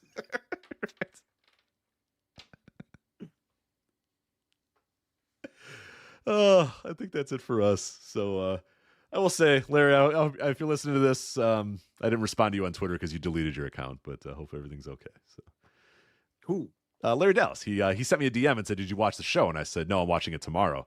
And then he sent me a message, but then he deleted his Twitter account. So now when I go to Twitter, it always shows that I have one notification left. Larry Dallas deleted his Twitter account? He did. What happened? I don't know. But, What, did he say something stupid again? I don't know. Poor Larry. But if you're listening, Larry, Larry, we can't answer. I can't answer. Yeah, if you put Larry Dallas in, all you get is cosplay accounts of the Three's Company character. Yeah, it's over. Fuck. Yeah. Maybe we'll just come back deactivate it. and let me reply to your message so I can get this damn notification to go away because I've tried everything and it Yeah. won't go away. So, but then you can redelete it. You should probably delete it. It's probably for the better that you delete it. Yeah. He's a smart man. Yeah. Get out of there. But just get back on for a minute so I can read the message and then you can go again. Right. Just to get the notification. Because it's killing annoying. me. It's because I'm like, oh, what is this? And it's never anybody. It's like a hanging Chad. Yeah, don't love it. All right. Well, that is this episode of the Flagship Podcast. We will see all of you, of course, this Sunday afternoon for All In London Instant Reaction Live, $10 tier. So if you're listening on the free feed, make sure you upgrade to the $10 tier. FlagshipPatreon.com. Nobody, and I mean nobody, will do a better post pay-per-view recap than we are going to do on Instant Reaction Live this Sunday afternoon. So jump on there, $10 tier. And yeah, that's it. We'll see you guys Sunday afternoon. And that's Joe. I'm Rich. Talk to you again next time. Take care. Bye. Hey now, it's Mike Gilbert, host of the Mike and JD Show, right here on the Voices of Wrestling Podcasting Network. Join JD by God Oliva and myself every Thursday night live on the Voices of Wrestling YouTube channel at 11:30 p.m. Eastern Standard Time, as we stay up all night discussing all the hottest stories in professional wrestling. You can also check us out right here on the Voices of Wrestling podcasting feed, or you can subscribe to the Mike and JD Show feed. Now, enjoy the show.